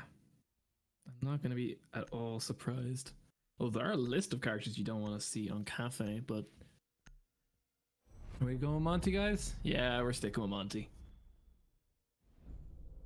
Note to anyone who wants to play against WIT, they don't like playing against Monty. They're either Monty's really strong against them, or they just really don't like playing against Monty, because I think this is one of the most consistent bans in the entire tournament. Yeah, WIT's first defender ban is going to be probably Clash. Yeah, Clash. As I say, Shield's just not their forte. They don't want to have anything to do with it, so gonna get rid of them. Way more interesting will be Minute's ban. Previously, they banned Kaid. Well, given Cafe is a very different map to the previous map, Clubhouse, so that's a list of characters who you'd want to get rid of, and it's just down to this. Mew. Yeah, I can see it. Banned out. Yeah, just not happy with that one.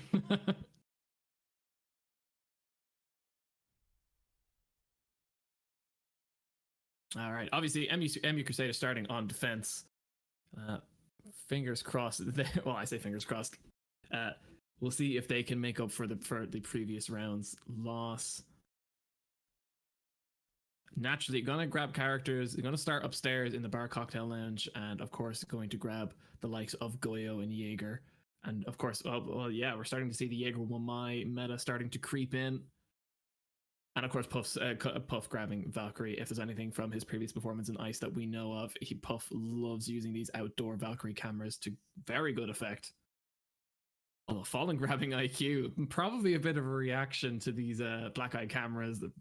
Puff just so good at throwing. They actually managed to get rid of them. They were actually a big factor in the last MU game that I casted anyway. Puff was just throwing those cams outside the windows uncontested. It wasn't doing, or I don't know if it was Puff, but anyway, those black eye cameras outside were just so important. They just gave them so much information, and it actually led to a few runouts as well. So we're just going to have to see how they opt to play this here. We're going to have to keep an eye on Puff to see if he actually decides to throw these inside. It's a bit of a dangerous camera to throw on this bomb site in particular, actually. I don't know if he may just decide to not throw it here.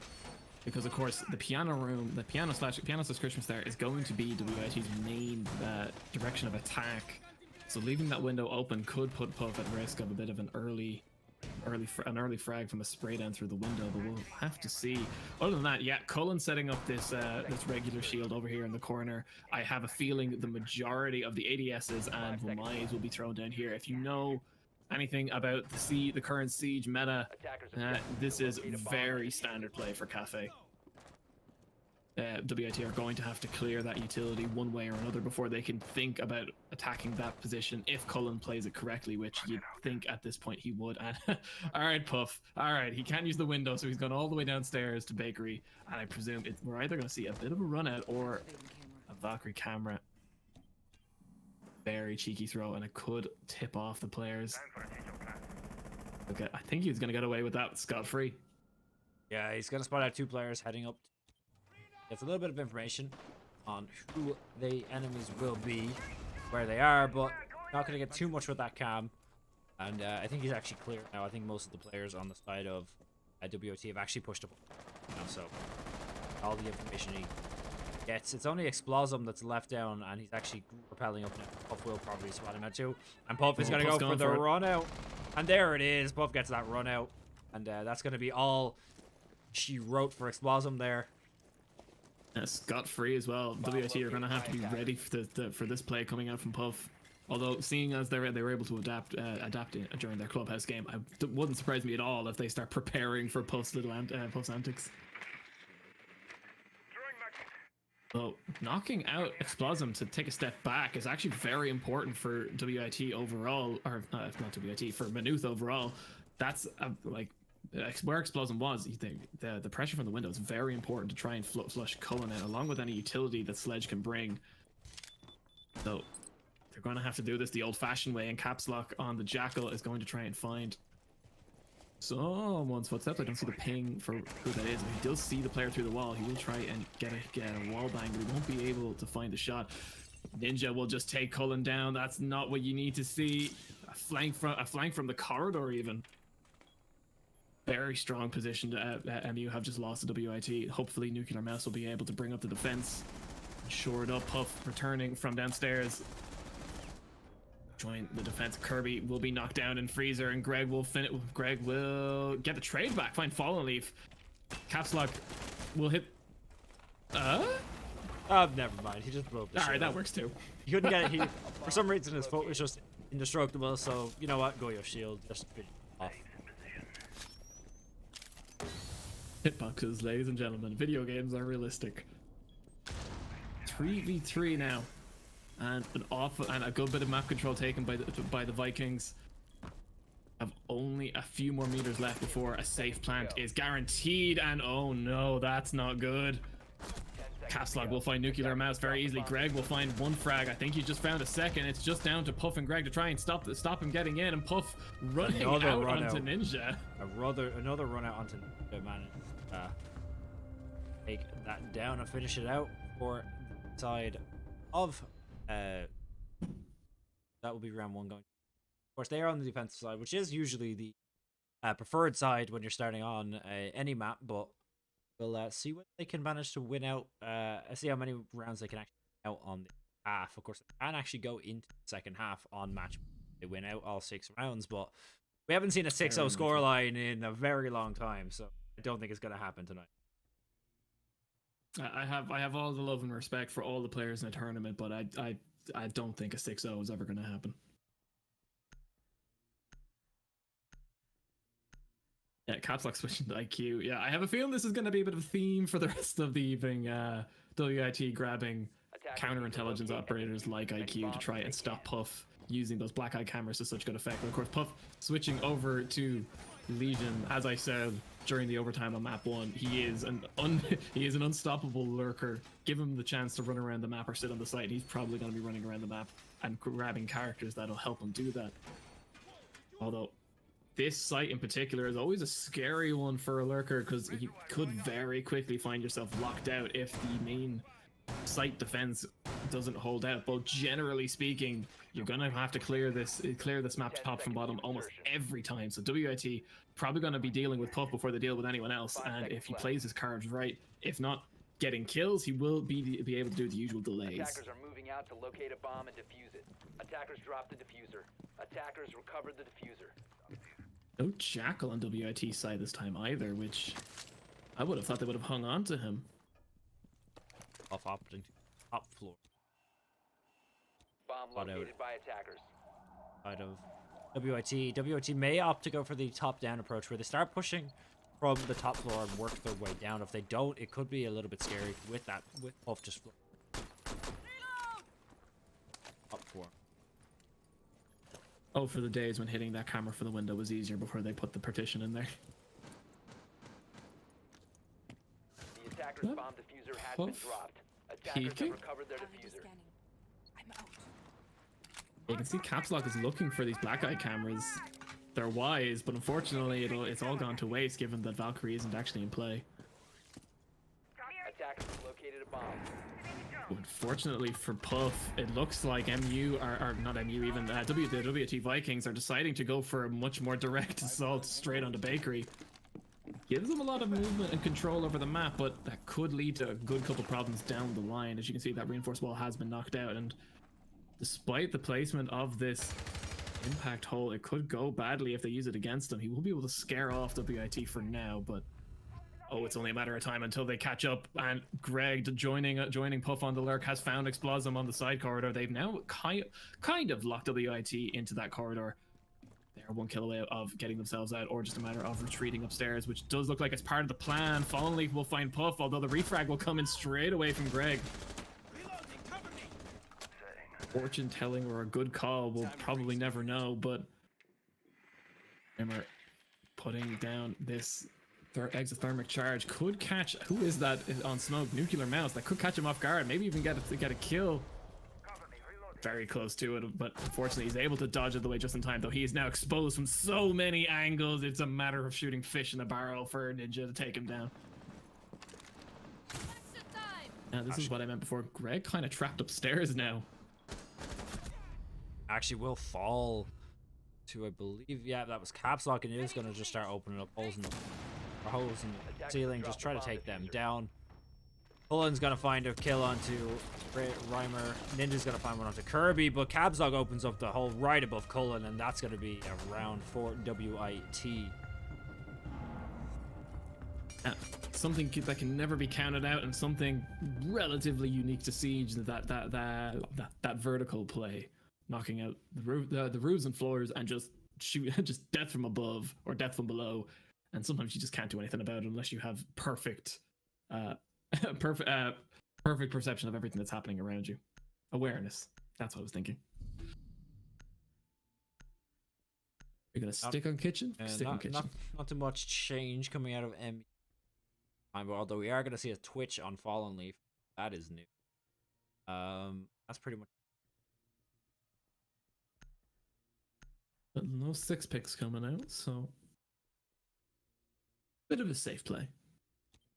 Yeah, Twitch, of course, we haven't seen Attackers need to locate and defuse as many bombs as they can. a lot of Jackal and Ash, but Twitch, of course, also a very valuable operator. She has that drone, which is very good for taking down some utility, or either as the round is beginning or even in the prep phase. She can just start taking out really like stuff like mute jammers, Kaids, shocks. If mute has any smoke has any set up smokes, she can electrify the Maestro cams to disable them. So Twitch is a very good pick here, especially when teamed up with IQ to spot out all that utility. 10 How seconds they remaining. I have a feeling the aim of Fallen Leaf is going to be to try and take down Kirby's Electric Claws. A lot of the characters that are being brought to the game either won't have their gadgets out in a way that Twitch can get them, or, you know, risking the Twitch trying to get them might be a bit too dangerous. That's Greg's ADSs. I'm kind of thinking getting them with the Twitch drum is cool, but it's a very big risk to play. If that Twitch, she only gets 2. If that Twitch drum goes down, then, you know, it's out for the round. And of course, Cullen's Maestro cameras only get stunned. They don't actually get broken by the Twitch drone. So the main target I can see is Kirby's Electric Claws, just because they'll stop any kind of hard breachers like, say, Reimer.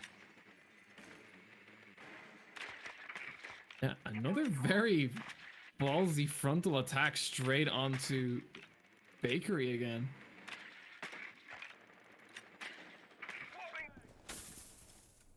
Yeah, look at that. All that map control. All that map control guaranteed. Well, not guaranteed, but information given by the drone. Fallen Leaf is going to push very close with Twitch, and I'll tell you right now, this F2 is one of the stronger weapons in the game. It's got a fire rate that can... that I'm not sure anyone can really control at the end of the day.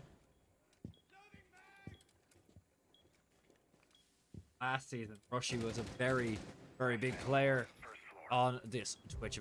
Basically, always brought out the Twitch, but and actually led to Twitch being banned in some games just to stop Rushy from actually taking it. But we're gonna see how Fallen Leaf actually. We're gonna see an early kill onto Explosm, which is gonna lower the at least slow down the attack of WIT, give MU a bit more of a chance into the round. But we've seen them, you know, come back from these one down attacks to Ron in the previous game. Ninja finds 1 and Ninja finds 2, and now it's right into a 1-man advantage on the opposite side, and Ninja finds a 3rd, I think. I know it's Fallen. Oh, Fallen finds yeah, 1. Fallen. Ninja then finds a 3rd. There's the now third. that's all down onto Greg, who's in the hallway. He has a lot to do. Take this bomb. Down 1, but he's got 3 to go. say they have good enough intel to know which side it's on, but it's merely a matter of trying to push these angles effectively and properly, especially when you're counting against players like Ninja blending in with environments like that and scopes that good. It's a game that's very much stacked against you, and Greg won't be able to pull the round back. Yeah, Ninja with a 4K in that round. Fallen Leaf won it that round, but now in a 2-1 over to the side of WIT. And really, if you're MU, you're trying to be winning at the map, because not only is it WIT's map pick, but you really want to be going into next week as close in points to WIT as you can.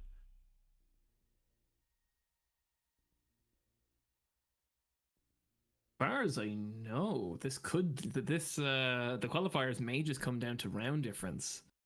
They're both sitting on the same amount of points. If they do draw this game, they're both only going to be on 12 points on the board. So if I remember my my qualifier rules correctly, that means we go down to round differences in the matches. And so far, if I'm doing it right, Ice Admins correct me if I'm wrong, WIT have that lead with 1 round already because of the previous game, or the previous map even. So you're really, I should say, gonna have to try to lock this out. Try to gain a decent advantage early and then hang on to it rather than choke it like last game.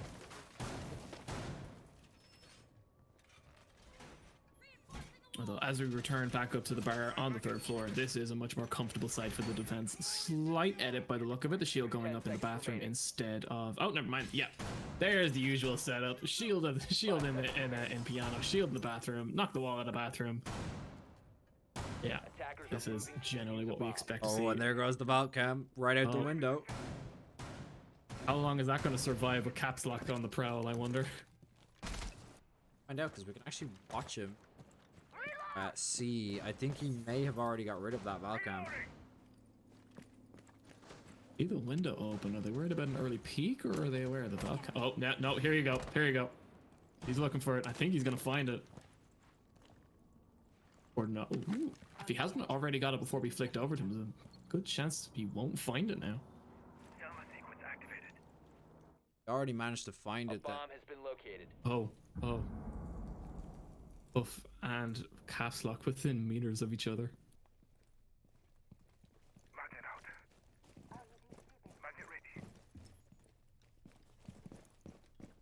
Contact just yet. Oh, and Cullen finds first blood onto Fallen Leaf. That's going to be the ace down, but Ninja's already there to start with the frags. This last round, he got big and got 4 kills, so we're going to see whether he can do something similar this round. Cullen's gonna have to watch his back. Ninja got him through this angle in the previous round. It's just a matter of having to avoid it again. Caps lock will just shut Puff down. No run outs this round. Very good for the WIT Vikings. Now it's just a matter of playing angles and trying to win. Unfortunately, sometimes it doesn't work. Ninja will be taken down by Greg on the rappel. A bit of a flashback from the previous round. Poor Ninja's. This window is not very good for Ninja. Audio on his side. Caps lock is going to try again, but Greg is vaguely aware of it. These shots going to let him know that someone is peeking. Not thinking of the very aggressive peek. No one will hit anybody just there, but this window could turn things around quite quickly. Look at Explosm on that staircase. Oh, never mind. Cullen saw him. Cullen got him. Player advantage over to the MU side. Just caps lock and Reimer left to try and find the rest of these players. Reimer is going to start pushing into piano. It's late in the round, meaning this setup has done its job, but still something to worry about. Chief Cullen is still hanging around here, and oh, Reimer says no. Cullen is taken down immediately with that clean headshot. Greg will find caps lock on the other side of the top floor. Meaning it is all down to Reimer. Thank God he has the diffuser. He isn't aware. He almost just aiming right at Greg on the other end of that bar table, and Greg will react to that explosion. Big play from Greg, putting another round in Minute's favor. I believe that's another we're back up to the tied rounds. Yeah, I think we're back to a 2-2 scoreline, and you know, Greg and Ninja both just shining for their teams here. Kirby and Nuclear Mouse just not getting onto the scoreboard just yet, but There's still lots of rounds to be played, so we will have to see how this goes. There's only 2 rounds left in this half, so we're going to have to see whether a WIT can actually manage this to grind out these last 2 rounds and go into their defensive side on their map pick up 2 rounds, because that will just make this finishing out this game a little bit easier for them. But we're going to see a Jackal come out instead of the IQ. And a Vigil come out instead of the Valkyrie. That's not what you want. Obviously, this Jackal was to actually counter that Valkyrie that was roaming, but now that there's a Vigil, it's just even that Jackal's going to even more value. Attackers need to locate Just you know, it's very calling siege games from the map pick in the way you can. I think in Overwatch, not Overwatch, maybe Overwatch. I am not experienced enough in Overwatch, but League of Legends and other MOBAs, calling them from the pick ban or the pick stream before the map is a dangerous thing to do. But I think WIT have a distinct advantage here. Like that 6 pick onto Jackal has accidentally put them at a massive power imbalance, and Puff is going to have to be watching his back as Caps Lock hunts him down the building. 5 seconds left. Leave that. Yeah, most players have decided to hold from upstairs, Attackers objective just is trying to defuse the prep bomb. for a top-down push, although the WIT Vikings have shown that they're more than happy to just enter on the floor that the site is on and win gunfights, so probably can't rely on this lurker-like play. All reinforcements nearly done. Stay clear of ADS line of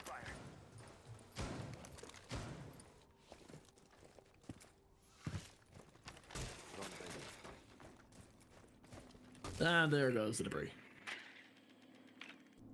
Some bugs we love. Oh no, Greg is caught. He's sighted out of position, and it looks like this could be. Oh no, just barely.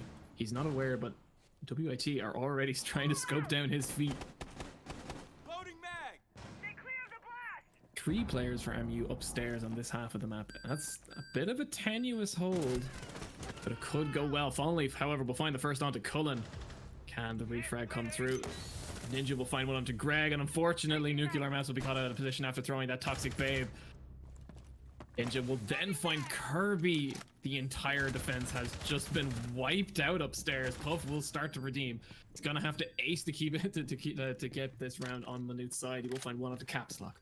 Yeah, this is a very weird turn of events. Puff is the only person from MU left on the bomb site, as everyone else opted to roam upstairs, and the one roamer actually ended up being the one closest to the sites. But Reimer's got to start getting the diffuser down, and Puff is going to have a lot to do. Attackers are activating the diffuser. And if he was hoping to get a flank, he's not really gotten one now. He's just going to have to charge him head on. Oh, he may be able to drop down a Fallenleaf here. He does sight the player, but another set of metal objects blocking his bullets as Fallenleaf was able to quickly whip around and take the last MU player down. Yeah, if you're WIT here, you're looking forward to this round right here. This is the round that you want to win out, because as you swap on the defensive side, if you're up 2 rounds, all you need to secure that map point is just a good first defense on, because all of the bomb sites are unlocked. So realistically, you can go wherever you want, and you can go to your most secure bomb site first and try to secure that extra round. Once you're 3 rounds ahead, just try to carry the momentum into that match point and then finish out the game and try to make it a 7-2. But it really all comes down to this. Whether it ends up as a 3-3, I would still lean towards WIT. But their defensive side on Cafe actually wasn't great either. They did actually, I think it ended up as a... Oh, Manith had a distinct advantage at the round half over on Clubhouse, yeah. Yeah, I'm trying to remember off the top of my head. I think MU were above by 2 rounds going into second half, so we're going to have to see how they manage to play this, or their last attacking side, and whether they can actually take it. But bomb site is going to be kitchen, so we're going to have to see how WIT managed to decide to take this one. There's Cullen is on the Vigil, so we're going to see him how he decides to roam this. We are going to see the Capsule come back with that that Jackal, so 10 seconds left. It's working well. It's an important character to have on a lurk heavy team like Manuth. 5 seconds to insertion. I wonder where everyone's going. I presume definitely Kirby and Nuclear Mouse will be sitting on site. I think Puff may decide to hang around on site as well. the magic isn't exactly with him today, so you may as well leave it to the other player. Ninja lit Ooh, down early though. damage. I think someone actually went for a spawn peek, and yeah, Ninja gets taken down to very low HP. About 35 left on him there.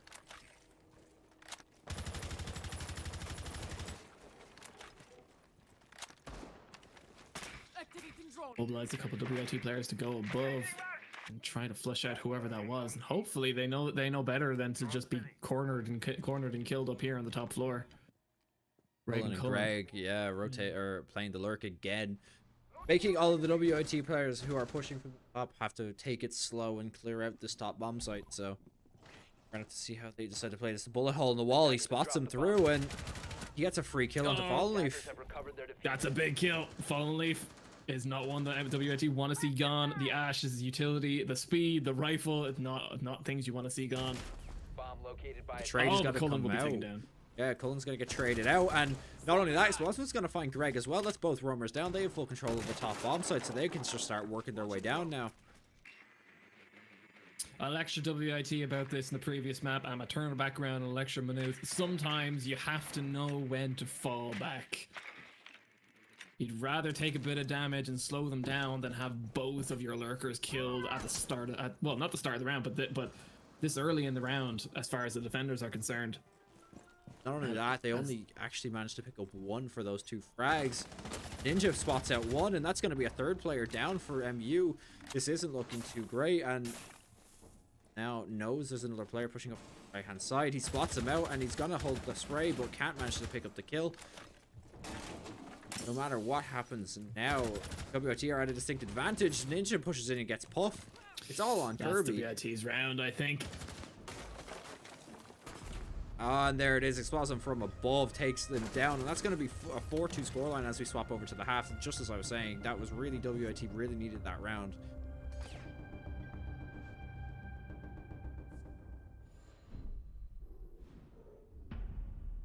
It's WIT's game at the moment, I have to say. See Greg take up that Ash once again. We're going to see Nuclear Mess take up Ace. Going to pick up that Sledge. Sophia and Nomad as well. No Goyo coming out for WIT side. They are holding upstairs, so you'd expect something similar. In fact, no Wamai either. They have, of course, been winning a lot of these more aggressive gunfights, so they're probably going to be relying on that individual player skill rather than these set strats. Although I have to say, as traditional as the strats are, you know, it didn't keep the round advantage in Manuth's favor as the half switches over.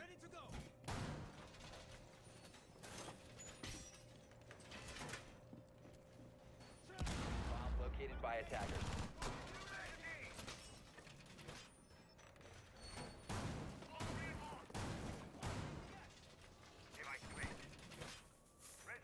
Yeah.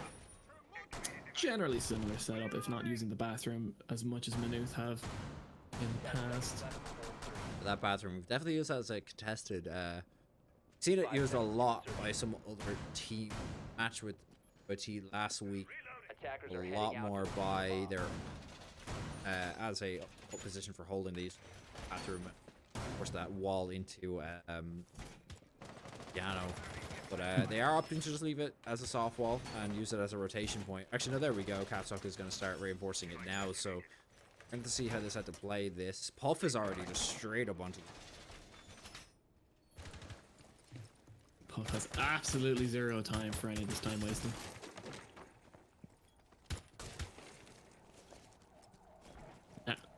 Clearing out the bandit utility straight away. They actually want, if they actually want to unreinforce those walls, they shouldn't have any problem. Early drop as well. Gonna hit a Legion Mine on the way down and get a bit of zap from presumably the wall behind him. The banner batteries attached to that. Look how aggressive MU are playing on this attacking round. They're just trying to get onto the site as quickly as possible. And it is actually working out for them too. Well, it's working out for now, but you can see the X-rays on the floor beneath. There is a few WIT players who will be coming up from below soon. Shield is going to get taken down, and then Reimer's going to go down with it. But the repeat's going to come out, but he decides to fall back. Smoke's going to come out from Ninja there. Plan B. But now here comes the second ace charge on the wall of Piano. Diffuser has been dropped. Oh, Explosion from below is gonna just delete Nuclear Mouse from the game. Danger of lurking C4 wielding enemies. Greg will, however, find Caps Lock in the meantime. Jaeger down, meaning a very powerful weapon out of the hands of WIT. It's kind of just Ninja here holding off most of the MU players. Get this swing could go well. Oh, the timing of the swing is just a little bit bad, and he doesn't actually manage to find anyone. If he would have swung maybe a second or two early, he would have caught maybe 2 players off guard. But he's going to swing back in again, and he does spot out one. He lines up the shot and takes Kirby down. Kirby in a bad position there. And now that Ninja is playing a little bit more aggressively, so they start watching that position once again, but damage has already been done. Ninja needs to start finding something. Greg finds one. Explosive finds one. Ninja finds one onto Greg, and it's now back to the side of in the side of WIT's favor. SMG-11 is an uncontrollable weapon. He will barely miss Cullen. High close, the shotgun in hand. He whiffs the first shot. He takes a hole through the wall, but doesn't manage to take him down. Cullen's on 1 HP, and all it takes is Explosive to land one shot here. Expect the player to be at this bomb, but he's not there. He's in the middle of a site. He's defending the diffuser. Cullen's gonna have to swing, and oh no, that could be lethal. He's probably got 2 seconds worth of swing. No. Operators, you are out of time. Timer runs out.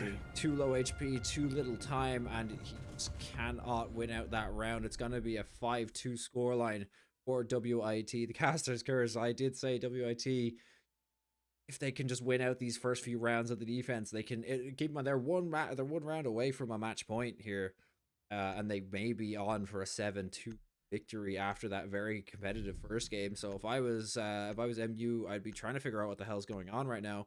Of course, this was WIT's actual map pick. If there was a map that we were going to have to say they had the advantage of, it is this one right here. And like not a 6 pick in sight. So I can go ahead and say Ela pick from Fallen Leaf. Is Ela's one of those characters that just Attackers need to locate can be and very, defuse very the bombs frustrating if to they can. fight against. I'm not sure if her SMG has actually been patched since the last time I played Siege, but the last time I played Siege, her SMG was the recoil was changed, and it just aims upwards basically once you press that trigger down. So hopefully he knows what Fallen Leaf knows what he's doing. He knows how to play Ela and can control that weapon. But see how that Ela pick actually plays out. I think he may be playing above the site. I'm not too sure. He might just be 10 seconds fall to back to his insertion. team. We're not going to see too much lurk play out of WIT. I think they're just trying to 5 play a seconds bit more left before anchor heavy insertion. this round and just try to see if they can just, you know, finish out the Attackers round. must Fallen Leaf locate and actually defuse a bomb. What is his comes to the position, spawn Fallen? peak here. Reloading!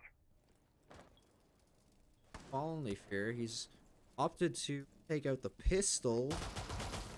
Love this Gives pistol. away his position, but decides to just fall back. Played a bit safe. Drops the shield. Falls back to his team. If you can, you may as well. And he was very close to taking, I think that was either Puff or Nuclear Mouse's head off. Just not aware that the little bit of the barrier that did, or the wooden door that didn't break was concealing him from view. Drone activated. As you say, this being a more site-heavy play, he's still going to have to do the usual drone stuff. But hey, when they get through, they should be able to get through it fairly quick enough, which means that they should be able to get pressure onto the bomb site earlier. Although Fallen Leaf's, this potential drop kill from Fallen Leaf could very much seal the deal. That's sitting outside that Fallen Leaf is terrified of. Fallen Leaf is going to get droned out, though. Very possibly going to get droned out in just a second. They're starting to push down to the bottom floor. They cleared pretty much all. Just need to... They can spot out Fallen Leaf and Caps Lock over here towards main. Then it's going to make... Well, Caps Lock is going to take down that drone. And there we go. Fallen Leaf is going to almost find one. Doesn't actually get the down. And takes a lot of damage in return. Very little damage on Chunk, and there we go. Fawn Leaf's gonna get taken down from behind. Ideally refragged by Caps Lock, yeah. Yeah, but Caps Lock's there to take that refrag.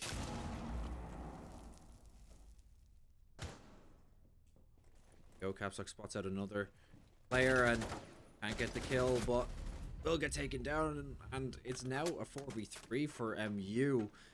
If there really was an MU a round that MU needed to win, it was definitely this one, and they're definitely going the right way about it. But with the rest of the WOT players playing so site heavy, we're gonna have to see how they manage to breach this now. They still have the Ace, they still have the Zofia, or sorry, yeah, Zofia.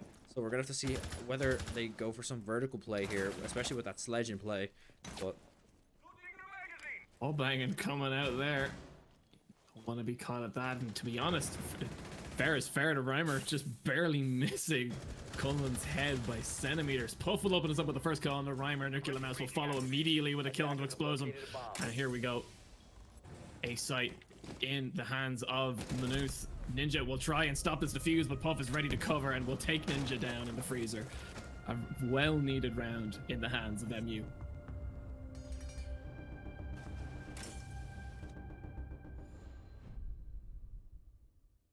that denies the map point for WIT, but they need to string a bunch more rounds together if they want to actually bring this back, just like WIT did on map 1.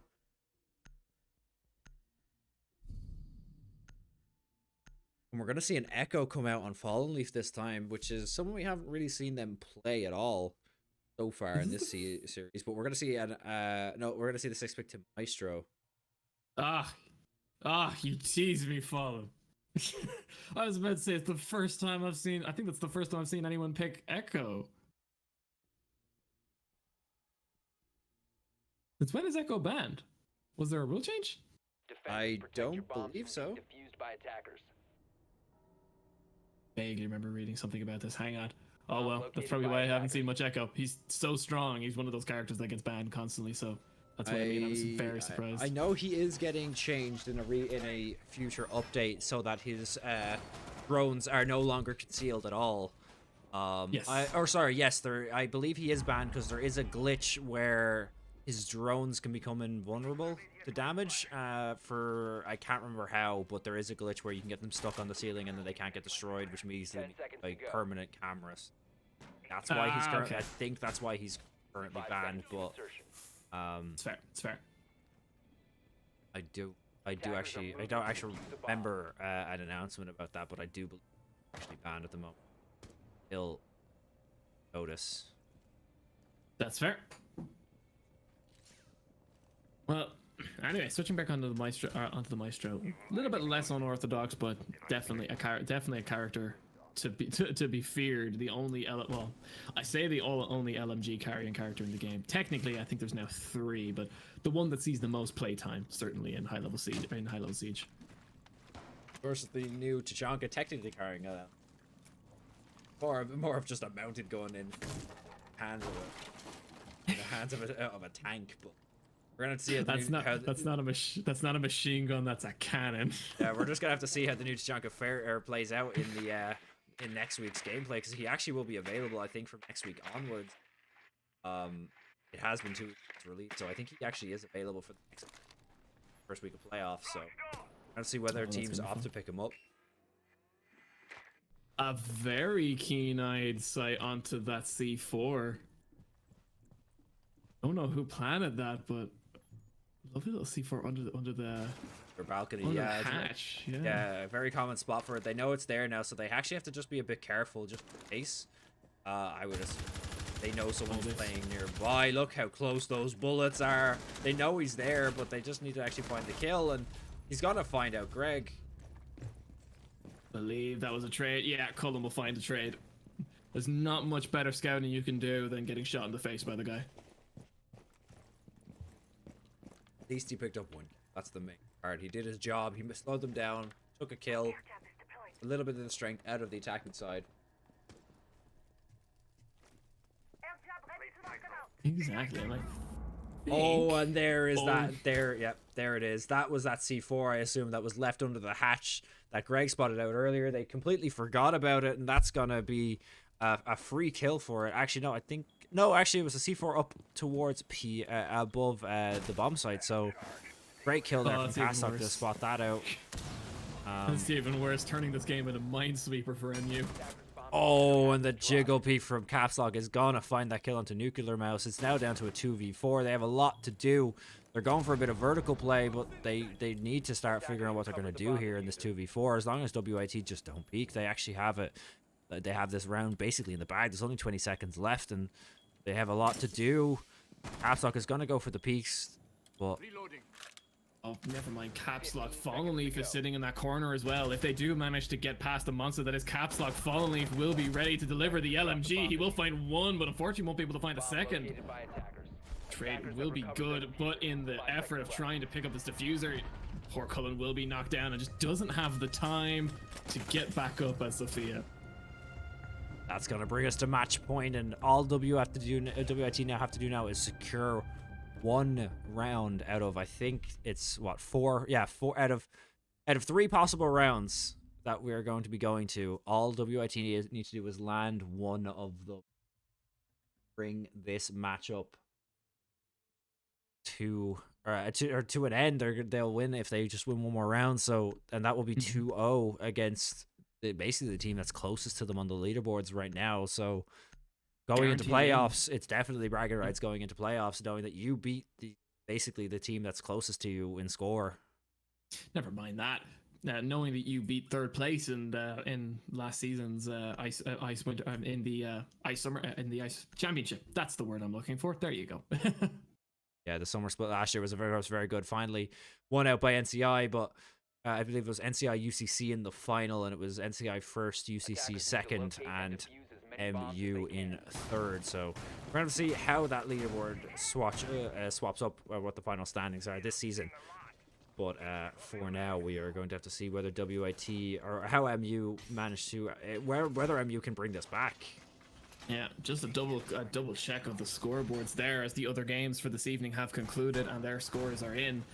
It looks like WIT or the Team Dublin Apes are leading us with 16 points. CIT-A are right after with 14. The UCC Next Rebels tied in second place with 14, meaning that MU and WIT, who are currently tied at 11 each, are, well, they are, as I predicted at the start, duking it out for the 4th slot in the tournament. This is do or die for MU. I don't exactly know how a tie will work in their favor. That'll have to go into adjudication, but the very last thing they want to do is lose, and unfortunately WIT are poised to nab that slot away from last year's 3rd place.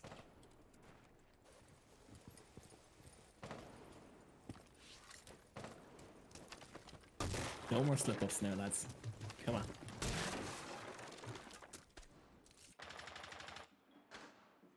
WIT comers to this tournament. They want to make a showing. They want to make sure that their first season goes well, and definitely knocking out last year's 3rd place team could definitely do that. We see Fallen Leaf there below the balcony, just watching that hatch. The hatch has actually been open, so Fallen Leaf has a direct sight straight up through it, but the hatches, Gridlock mines are going to come out. Kirby, of course, bringing it out for the first time.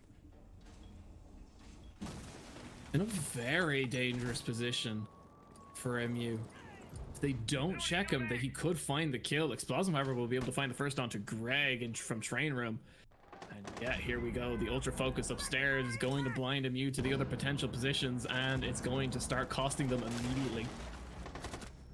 And a run out by Fallen Leaf is going to get shut down by Kirby, who's rappelling off the side of the building. Great play there, or great awareness from Kirby there to know that, you know, a player might try to run out. That's going to give them a lot more to play with here as it's back to a 4v4. Cullen has pushed in to Cigar and is going to get Lesion Mind, but will be okay for the time being. I think he was wiggling on top of that thing for a few seconds. It just happened to step a centimeter to the left and get himself caught in it. The smoke is going to go out, but he's going to get naded into bathroom, and his body's actually going to fall through the hole. Off is going to pick up that kill, so it's going to be back to a 4v3. MU, of course, need to go big here. They find another one onto Reimer, and an explosive falls as well to Puff. The gridlock spikes are going to come out. I think it's just Caps Lock sitting on yellow staircase there. Yeah, it's all Caps Lock just sitting on A. Diffuser is actually on Nuclear Mouse, who's going to start getting that down, but he's going to get spotted out, and Sight is actually blocking that hole in the wall. Attackers are activating That's the an bomb. extremely bad place to try to take cover. Surely they knew they didn't clear that bomb site, but hey, look, it's a kill for Caps Lock. It's now a 3v1. They have to leave it in the hands of someone. Yeah, but with he the has, Caps. he has a lot to do here. He is going to get spotted out, so they know where he is now. He has too much to clear and very little time to actually defuse, so if he was going to do it, he needs to start moving quickly. Caps Lock finds a second onto Nuclear Mouse. 15 seconds left on the clock. He's looking for it. He can't find the kill onto him just yet. He needs to make it quick and fast. There's not enough time left in the round, and he's not going to be able to get... Checking upstairs, but no, it's on the other end of a sea of road spikes. He doesn't have the time to defuse or get the kill, and Maynooth will win one more round. Just barely holding on to their ticket into the knockout brackets.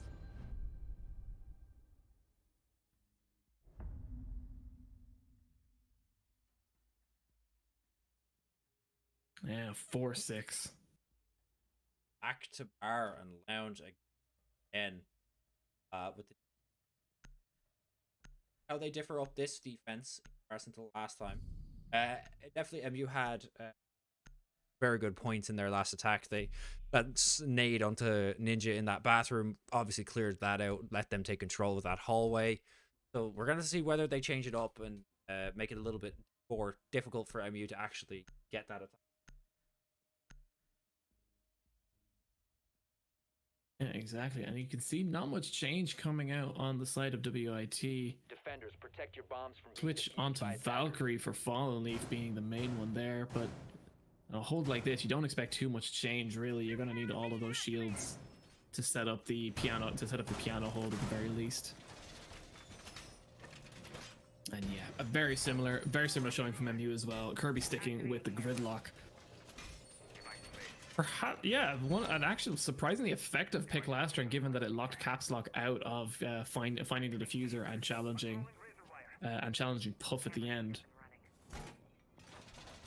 But certainly a bit of untapped potential in gridlock as far as this tournament's concerned. I very, very rarely see her used, never mind used effectively with those road spikes locking down very good, very important areas.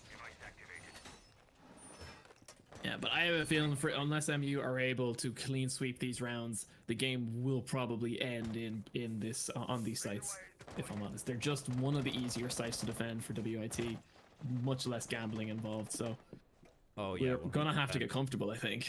WIT are either gonna win here or they're gonna move. I think if they lose this round, they may opt to move try out a kitchen round. But keep in mind, if MU actually win this round, fighting for either win the game or overtime once again. So WIT really want to try finish this game out here. Get to an overtime. So we get the game of close games. And unconventional strats apparently, as Explosive is sitting in a very aggressive position in piano. He hears that window breaking, but the question is he gonna take a swing? If that was, no, it wasn't Kirby. Yeah, Puff taking the drop down, which means he's gonna step right on that goo mine. Greg from the rappel is gonna drop down. A bit of concern over where the potential lurkers might be, making sure trades are prepared for.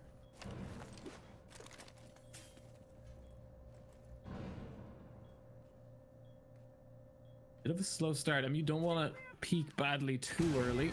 They want to get all the use they can out of these drones. Look at this. Puff is within centimeters of Explosive. They're on wait to see if Puff and it's not even just Puff. It's and the C4 goes over, but it doesn't manage to find the kill. And Puff just floats over the bar, gets the headshot onto Explosive. That's just a bit of a misplay there. He does manage to take Cullen and Puff down to low HP, but doesn't manage to find the kill. Puff is going to fall to Ninja, and the smoke is going to go out to try to take that back. Cullen's going to get down, but this has just been a frag heavy round. every time our character auto or the camera auto switches to the next player, they're already dead. But Cullen's got revived or self-revived there, so back to a 3v3. But of course, Cullen is still very low. Like, extra careful here, but as the time ticks down and we start to hit the 30-second mark, careful is not a luxury Maynooth they're going to be able to afford. They're really going to have to get on the site or find these kills. Again, if they lose this round, that's them out of the playoffs. Bomb located by Oh, attackers. he's going to try sneak around. Look at this little gap in the spikes, and this is going to pay off big. He's going to find one onto Kirby. Can he find the second onto Cullen? 10 seconds. Spots him out, keeping it, and honestly, he doesn't need to do anything. He just needs to keep No. off the site. But they find the 2 kills, and that's going to be a 2-0 victory, and to seal out that series.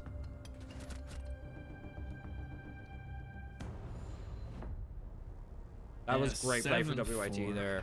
Yeah, map 1, of course, going to 8-7 for WIT, but map 2, WIT weren't playing around. They took their map pick and they just made sure that MU did get a win.